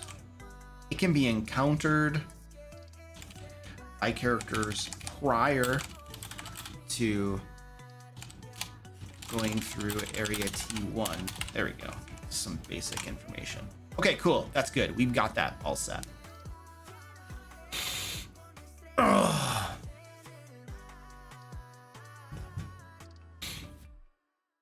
What sheet music?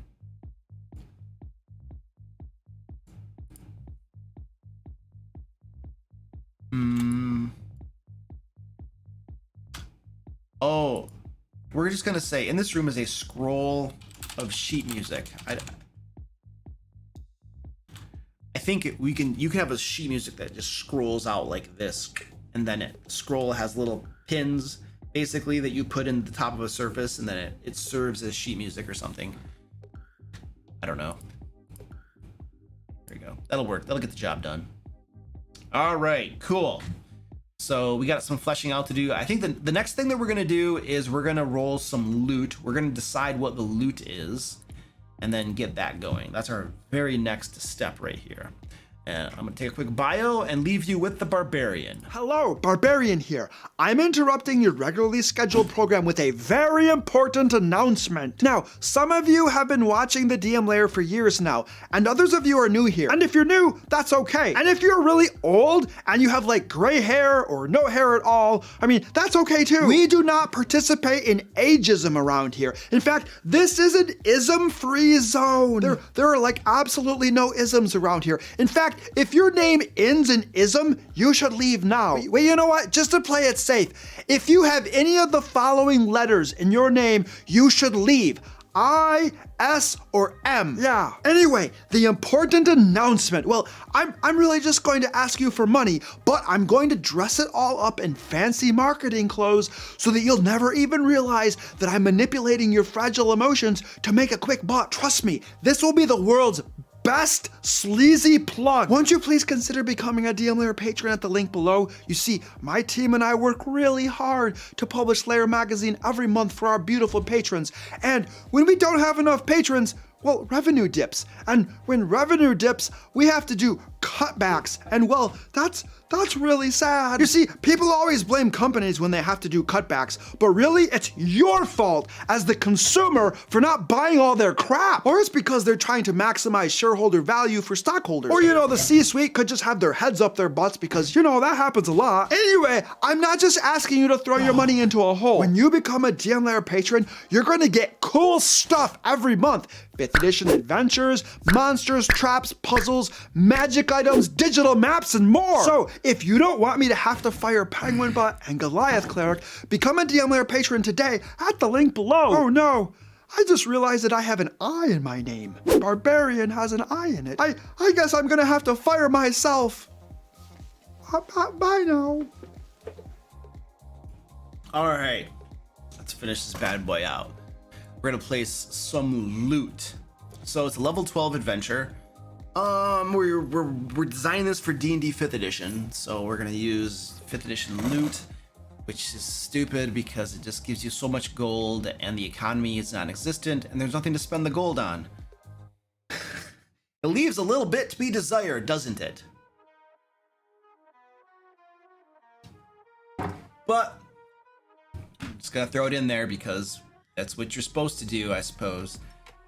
How do we normally do this? I guess I'm gonna have to go get my Dungeon Master Guide because they don't make PDFs that I can easily show people. So I'll get my Dungeon Master Guide, I guess.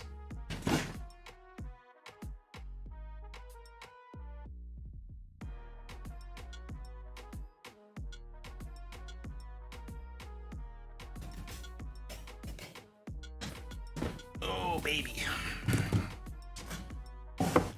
Oh, all right. Let's go over to. This is stupid. I hate this. I wish they would just make my life easy as a dungeon master, but no, they have to over monetize everything. What am I looking at? There we go. Okay. Zoom out a little bit. So, Dungeon Master Guide. I have to pick it up. These guys suck.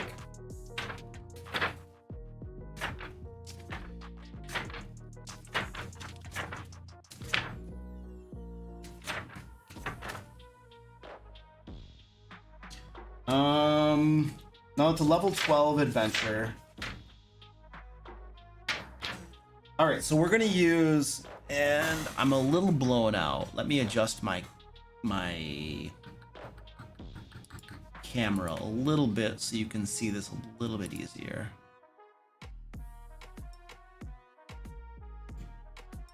That's probably okay. Wow. I need a lectern that I can stand impressively at. Yeah. We're gonna use this challenge rating thing right here. You know what? I swear, as soon as we're probably gonna start, this really annoys me that I don't have a PDF that I can show on screen for you to make our lives easier. It's really frustrating.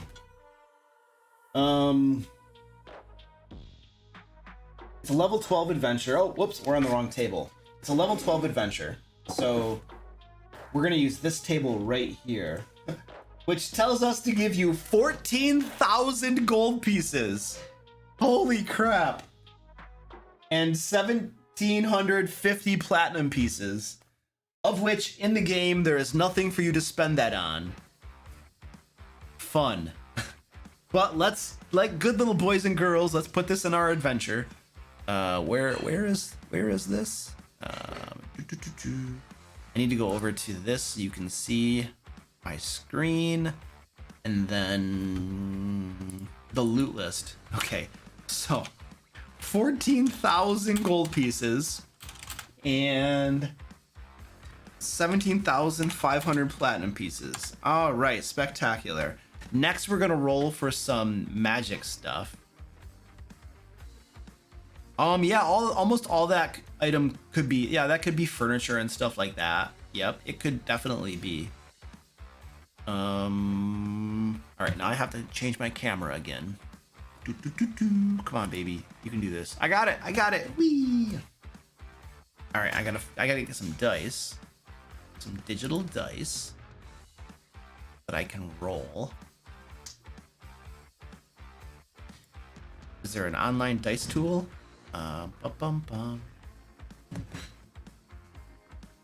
Dice roller. I think I found a dice roller. Their dice roller is no longer up. So they took down their dice roller. Wizards took down their dice roller. I guess they couldn't. Yeah. Okay. Well, I guess we're gonna have to find another dice roller.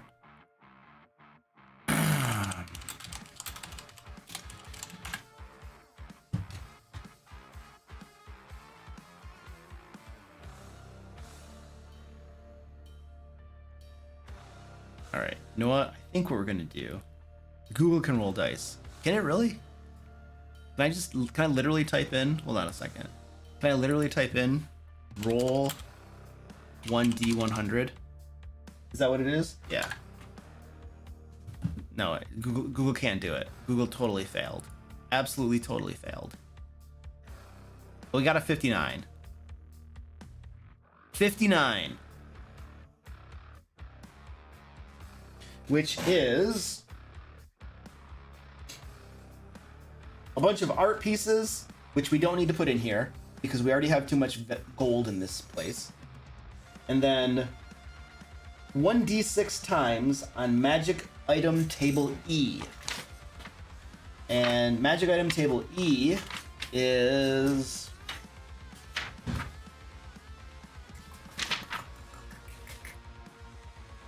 a really crappy table. Look at this stupid table. All right, well, we'll roll a couple times on there. We need to roll 1d6. I should just get some dice. Okay.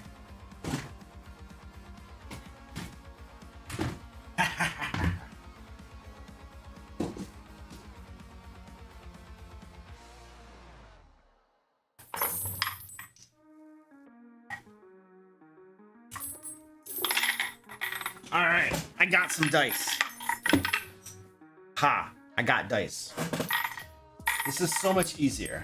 So much easier. Whee! I got a 6. So, now I gotta go over my monitor. That's the wrong one. I'm gonna go right here. All right. So you have 6 on that table. And I'm gonna have to keep rolling. I'm not gonna keep switching my camera views. This is gonna get too complicated. I'm gonna roll a D100. I got a 79, which is a spell scroll of 9th level. A spell scroll of 9th level. Somebody give me a 9th level spell. A 9th level spell. It's not Wish. I'm not doing Wish. Give me a different one. Somebody hasn't even said that yet, but I know it's coming. I'm gonna head that off. There we go. See? There we go. I had to head that off. Jeez, man.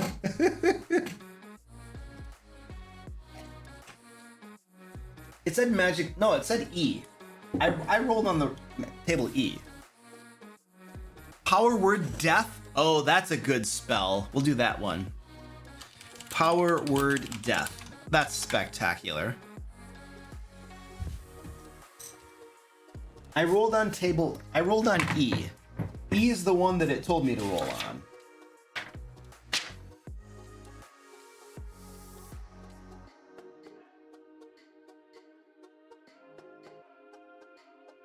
Oh, I see what you're saying. I understand now. Let's just do 4 times. Well, that's okay. That's cool. I'm okay with that. Let's do the rest of these on magic item table D then. I got what you're saying now. I got a 30, which is a potion of invisibility. Potion of invisibility. And then we'll roll again. I got a 66. I think you probably are more interested in seeing what I roll. My dog is just sitting there. All right, so I'm doing this table right here, and I got a 66 for that, which is potion of flying. I'll write that down. Whoops. Oh man. Potion of flying. There we go. Roll again.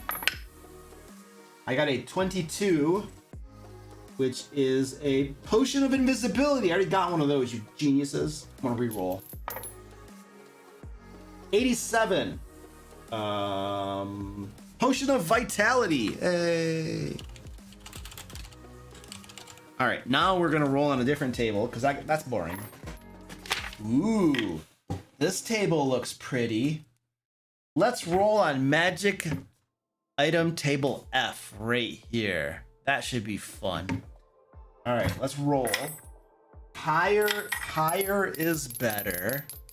Usually, but not always. And I got a, what is that? A 45, a 45. So that is a pearl of power. A pearl of power is 45. Okay, cool. Let's go back over here. That's all we're gonna roll for loot. And I'll put this over here. Pearl of power. Pearl of power. All right, spectacular. Wait, where'd my drink go? I need my tea. I think Pearl of Power is a really nice magic item. I'm pretty sure that's a pretty cool one. I never get to use magic items myself, generally speaking. I mean, I'm the game master, so I give my players magic items and they use them. But I usually don't use magic items, so sometimes I just don't know what magic items do. All right, now that we've decided what the loot is going to be, now we can place this throughout the adventure. And I like the idea I think Tashio had of having a lot of this treasure just be the furniture and different things in itself. I'm gonna convert this to gold pieces because it's easier for me. There we go. So how much gold piece? This is a total of 14,000 plus 17,500, 31,500 gold pieces. That's the total amount of gold pieces. I want to say that about 20,000 of this, no, 25,000 of it is the furniture in the inn itself. So let's go down to here.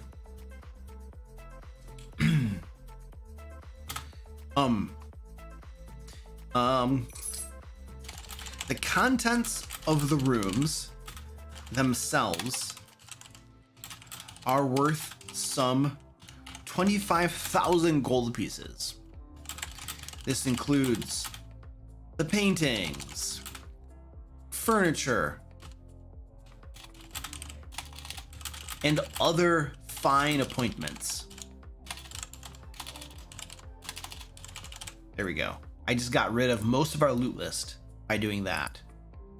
And that'll subtract 25,000 from that. And we have 6,500 left to put in here. And the place I want to put that is, we have that hidden area right here that has a chest. I want to put that right there is going to be just a secret little chest hidden away. That could be the life savings of the owner of the Troll Stool Inn. They have all of their life savings stashed away right there.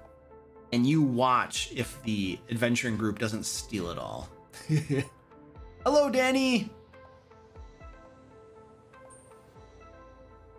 Well, the other part of this problem too with the loot is that this inn isn't. They're trying to like rescue the inn for the bards and stuff. Like an adventuring group who steals all the furniture and sells it, you know, like there's some moral problems with that, ethical problems that they might not want to confront.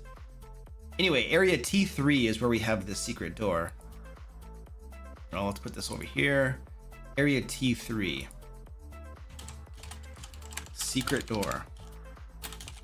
A secret door on the southern wall of the open air of the atrium.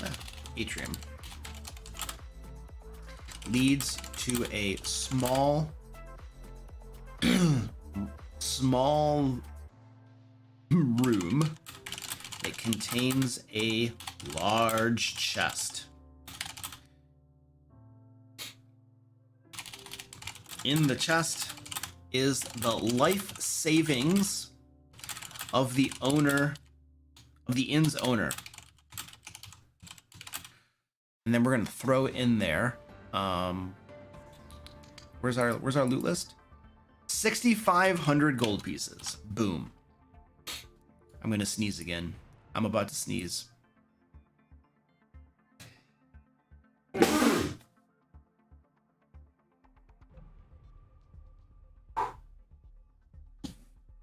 All right. I think I'm done. 65. Whoa. Calm down there, buddy. Calm down there. 6,500 gold pieces. Bam. All right. That's good enough. You could put a trap on that. You could have it locked, etc. We're not going to do that right now for the sake of time, but those are all good things to consider, obviously. Go back to the loot. Go back to the loot. Now we have all of this cool stuff. We got to put this... all of these potions, I kind of feel like these potions, they might be all together in like a coffer that's hidden somewhere, but we need to place these potions.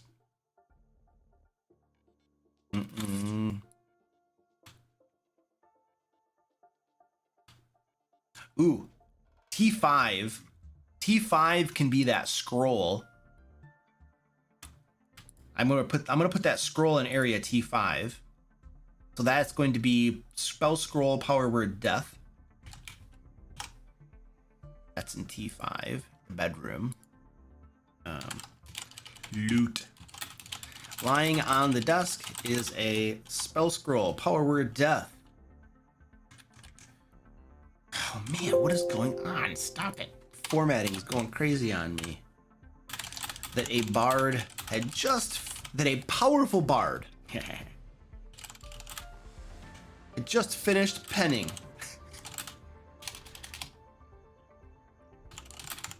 Before the favorites crashed the convention. All right. So we got the spell scroll taken care of. Now we have all these potions. Oh, power word kill. Oh, whoops, I spelled it wrong. All right, typoed it or something. Thank you. Power word kill. Yep.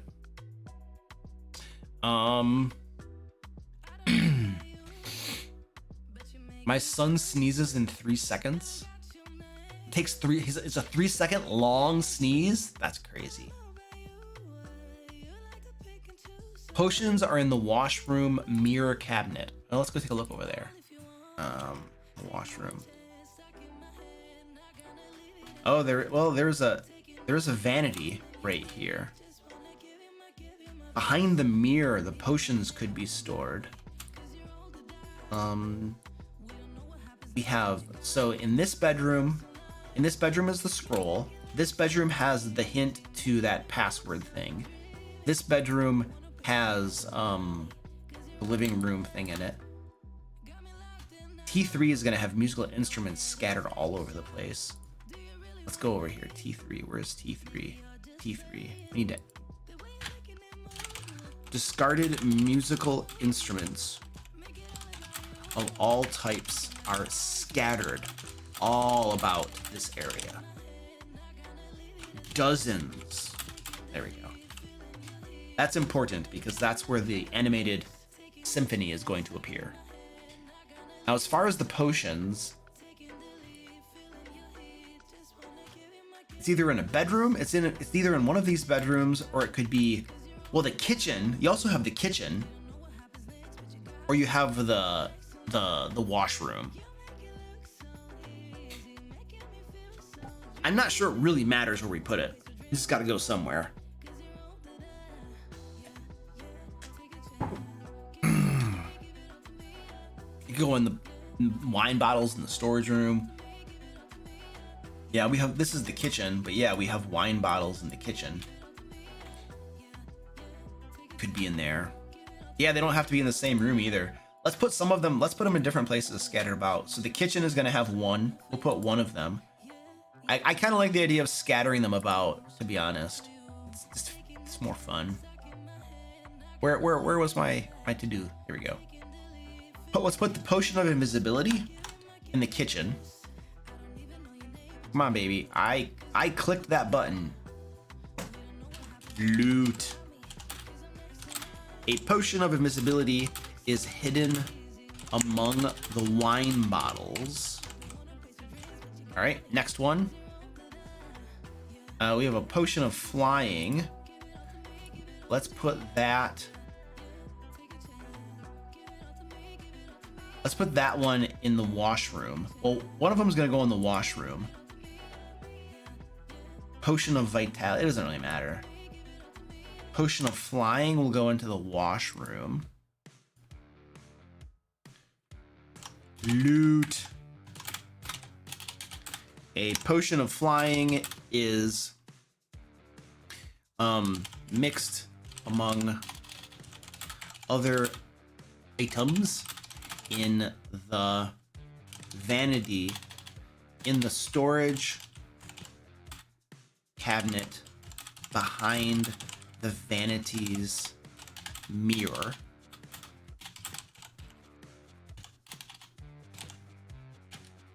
Actually, you usually call those a medicine cabinet.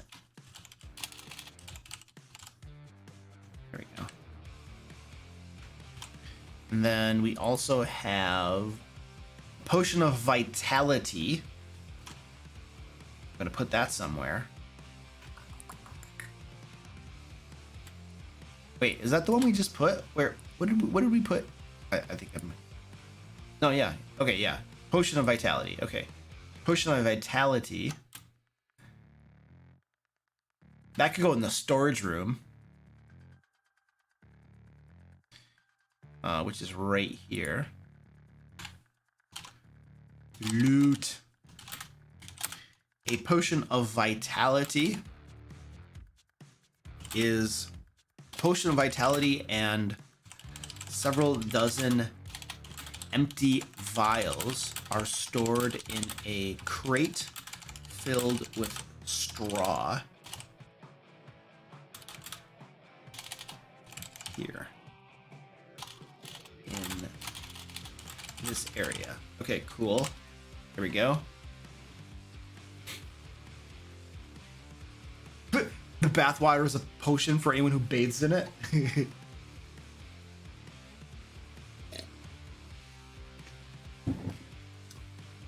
And what other loot do we have to do?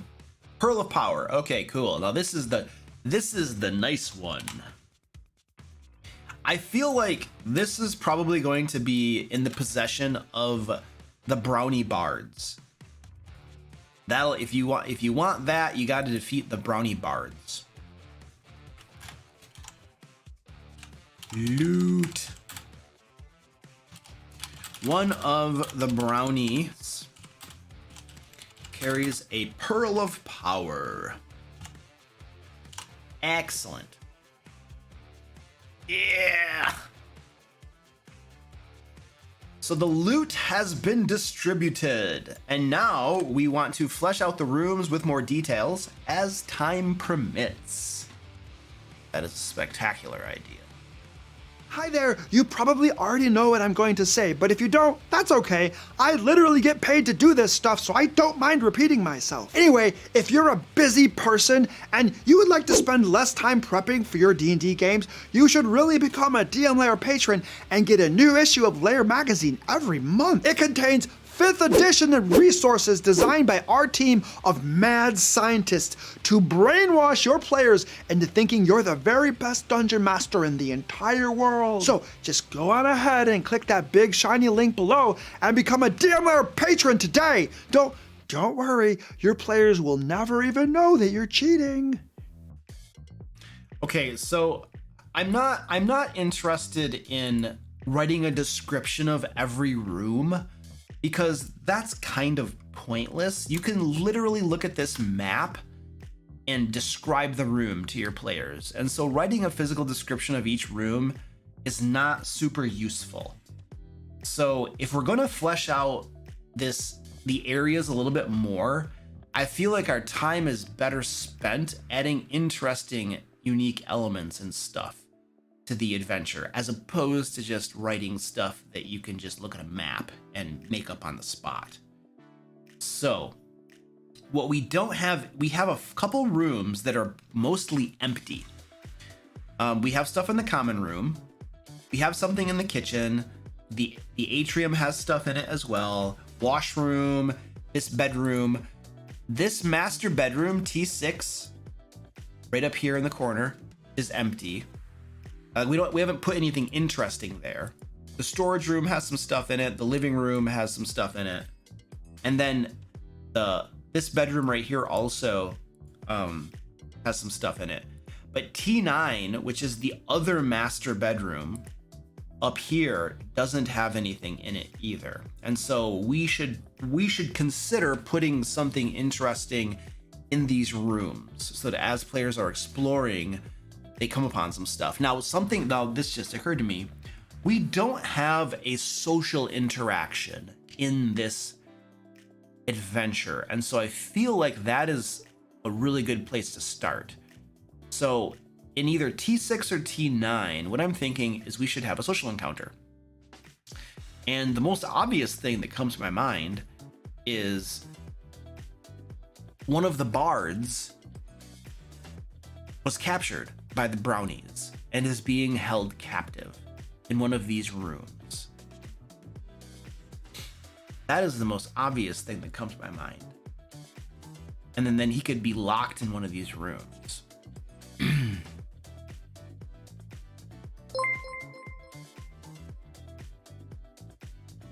that's what I'm thinking.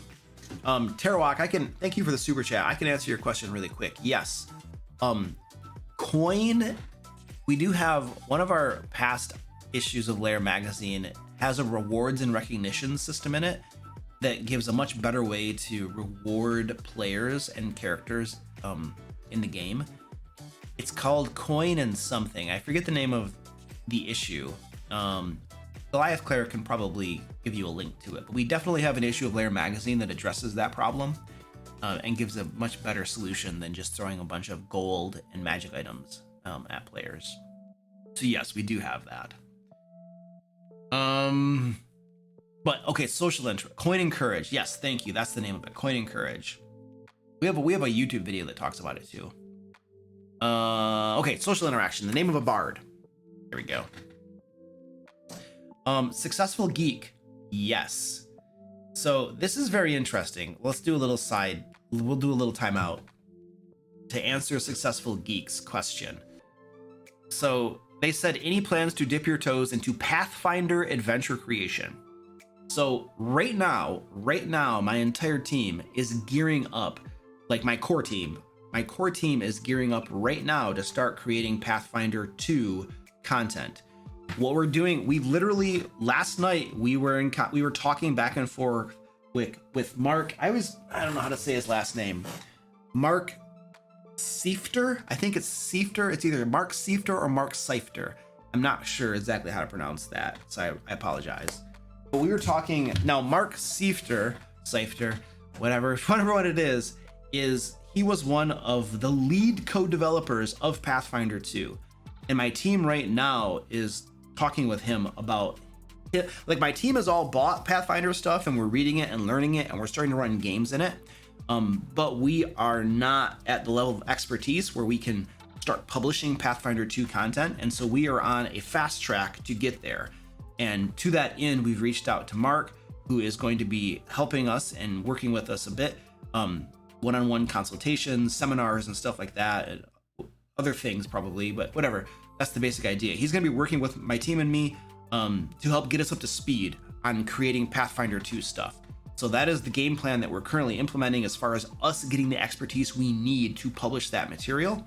And then the other thing is that for Lair magazine, we are planning a soft rollout of Pathfinder 2 content for Lair magazine in next month. So it's January, February, March. In March, we're going to have, our goal is to have 3 of our adventures be usable for Pathfinder 2. Now, when I say soft rollout, what I mean is that the official PDF that you get is not going to have, it's not going to have Pathfinder 2 stuff in it. The official PDF is still just going to have D&D 5th edition content.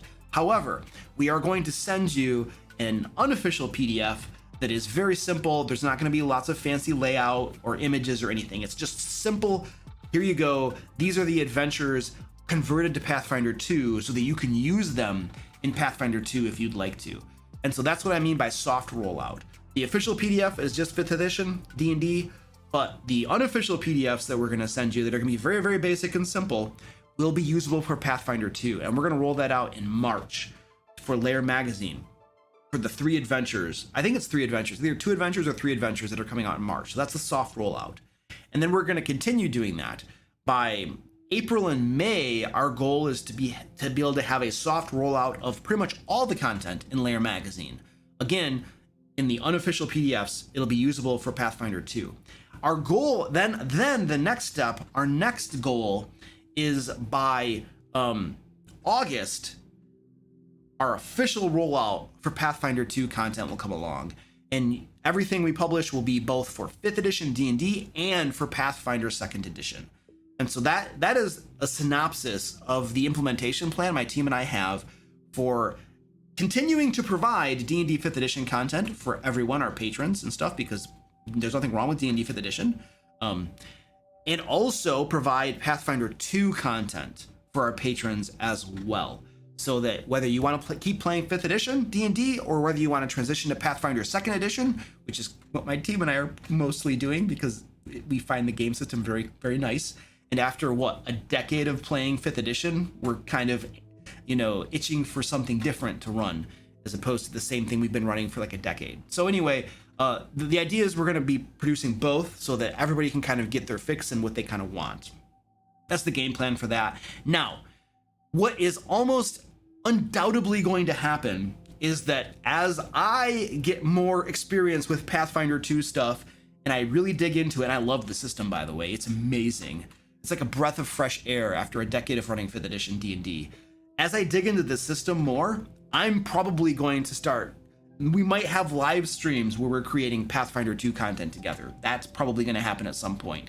Now, I need to feel comfortable enough to do that because running a live stream and creating an adventure live with you is a big cognitive load to begin with. And if I'm doing it for a system that I don't feel completely comfortable with, that makes it really challenging. So it's going to be a while before we get to that point, but I do foresee that will happen eventually. Because I love Pathfinder 2. I'm just falling in love with it. I think it's an amazing system. And so that passion I have here is going to bleed over into the things that I do. It's just a natural consequence of probably being a human being, I suppose.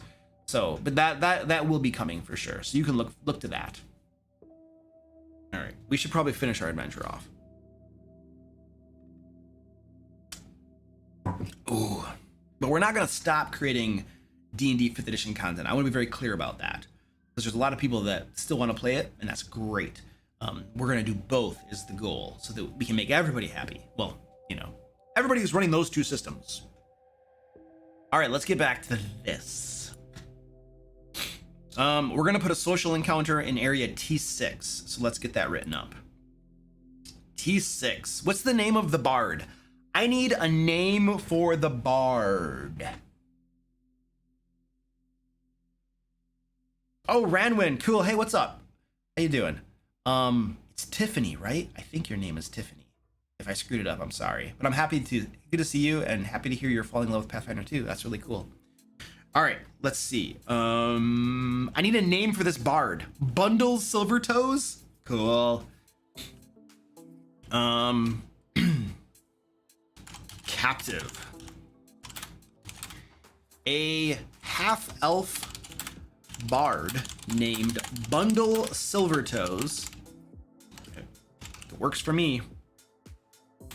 Is tied up in the bed here.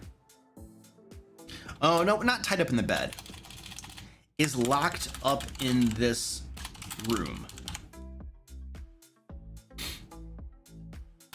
He was part of the Bard convention and failed to escape. The favorites. And failed to escape. Thus, the favorites locked him up and have been holding him captive here. Yeah. And have been holding him captive. All right, cool.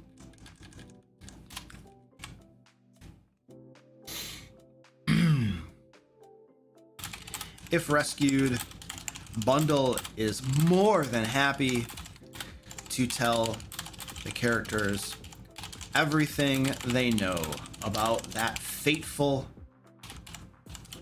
night when the favorites attacked. And that'll be up to the game master to decide what those details are, because we didn't exactly write that in the adventure.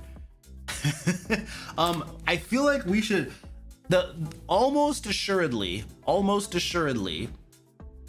the characters are going to ask this bard to help them on the rest of this adventure. And if that happens, we're going to need a stat block. So let us find a stat block for this bard. Is there something, a stat block for this bard that we can use?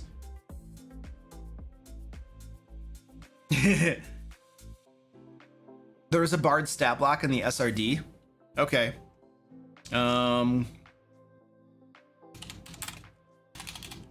Bundle would be willing to join the characters in exploring and clearing out the inn. If they do so, use the bard stat block. What's the challenge rating for the bard stat block in the SRD?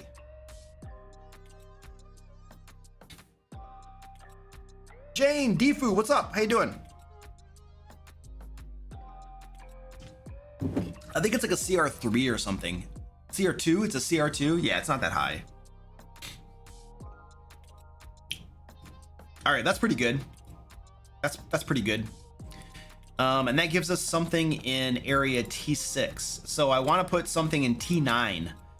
I want there to be something else, and we have to do this very fast. We have a few minutes, but I want to put something interesting in area T9 if we could. What could that be? Any thoughts? Not necessarily a social interact. What is this thing on the table? What is this thing? Oh, it's like a dress. It's a dress. Okay. And then there's some bowl or something on this desk right here. Oh, this is like a cabinet. This looks like a cabinet. Well, it's probably a wardrobe. It's got a dress on top of it. It's probably a wardrobe. Yeah.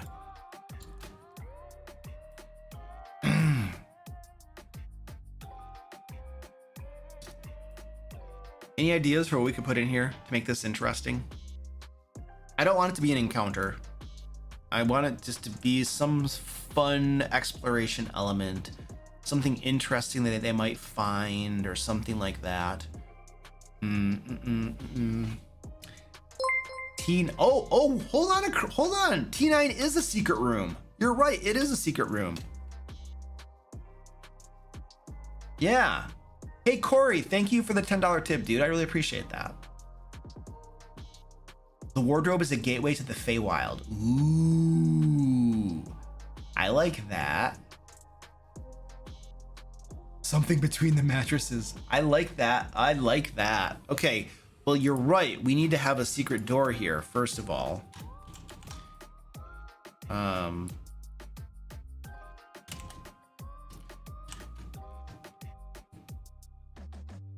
So we're gonna put a secret door. The secret door is probably like right here. There is no door. I didn't even realize there's no door to this room. All right, so yeah, there's a secret door. Squeaky, what's going on, buddy? He needs attention. He needs attention. All right, so T9. Secret door. This room is accessed through the secret door from area T3. All right. And then we're going to say wardrobe.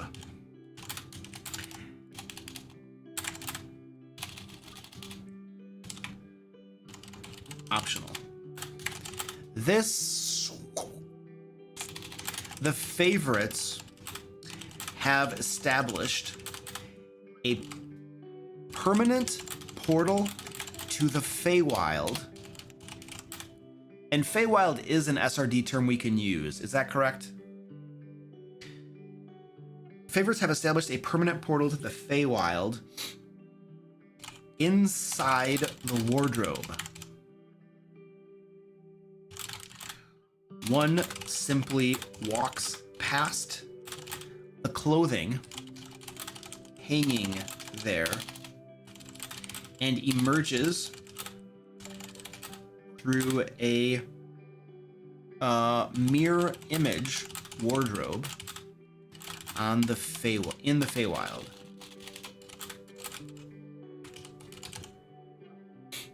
Okay, cool. Oh yeah, fishy business. We did that a while ago, Jane. Yeah, that was cool.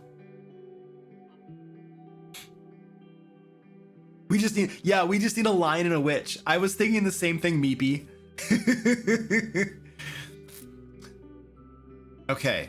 I think that's good, man. Oh, but hold on a second. Hold on a second. What if it only functions if you have... Well, we probably don't have time to goof with that. But I was thinking the favorites could have some sort of key or something on them that is the only way to actually make this portal function. But we're running out of time. We don't really have time to flesh that out. So we're just gonna call it a day. Okay, we have something interesting in every single one of our rooms, which is like a requirement, kind of. At least when I'm making an adventure, I don't want there to be an area that's just boring and empty, because that's kind of boring and empty, hence those adjectives. So we got that all fleshed out. I think we're not gonna do random encounters. I'm not interested in random encounters for this adventure. We have that stuff worked out. Okay, it contains one roll on the level... What table was that? I think it was the level 10 to 15. 10 to 16 treasure hoard table in the Game Master's core rulebook. Beautiful.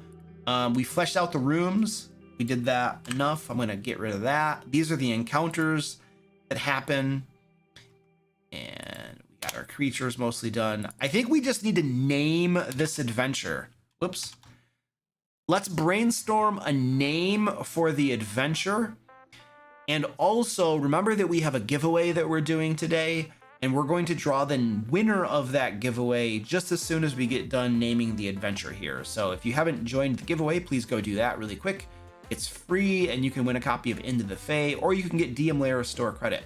We just put the PDFs of Lairs and Legends out on DM Lair store, which has over 700 pages of Game Master resources, adventures from levels 1 to 15, puzzles, traps, over 100 new monsters, NPCs, villains, standalone encounters, digital maps. It is a crap ton of content you can use in your games.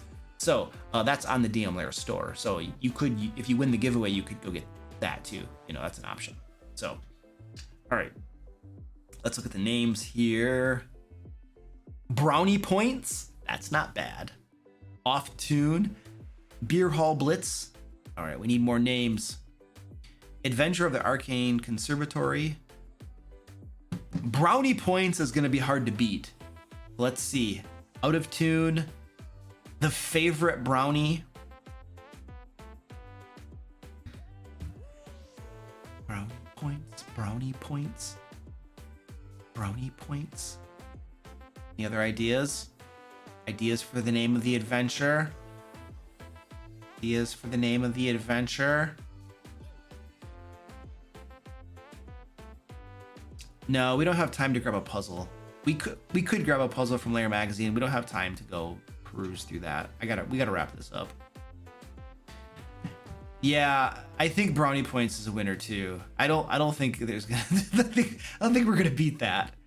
Yeah, I don't think you can beat Brownie Points. Yeah, that's pretty much, yeah, that's done.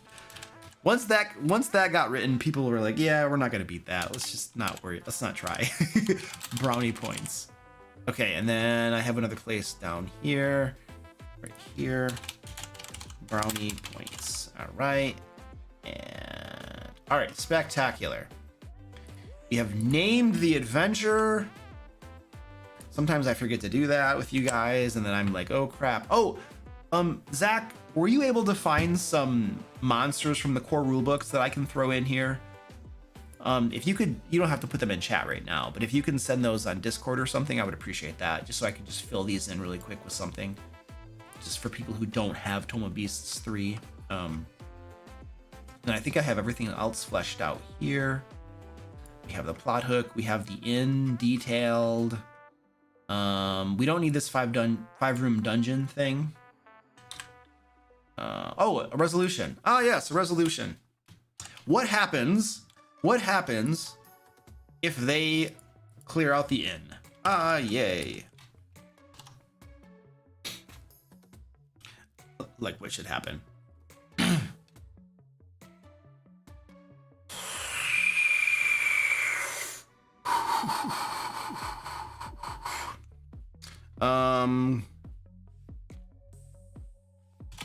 If the characters successfully cleanse the inn from the favorites, minions, and capture or kill the brownie bards themselves, they are handsomely rewarded by the organizers of BardCon. What should they be rewarded with? Yes, they get VIP passes to next year's BardCon. They are given VIP passes to next year's BardCon. Next year's BardCon. They're gonna be so angry. Let's spell handsomely correct. That's so perfect. And then the players kill all of the bards.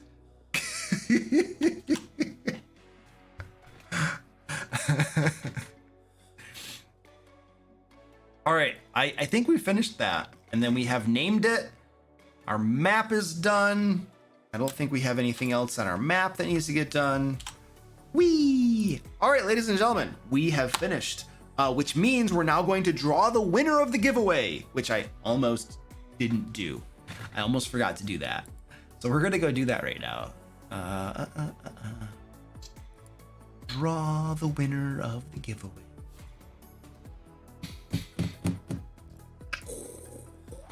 Definitely a ballad written in their honor. That's such a bard thing to do though. Thanks for your help. Your reward is coming to watch me. I agree. Cool, Gerald. I'm glad you liked it, dude.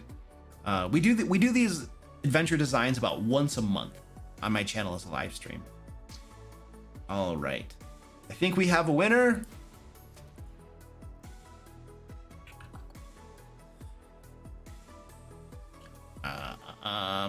Okay, Vodka Mandalore.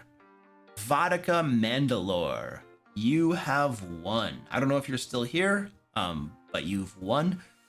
I spoke some German at one point. I'm gonna try to say it in German now. Du hast gewonnen.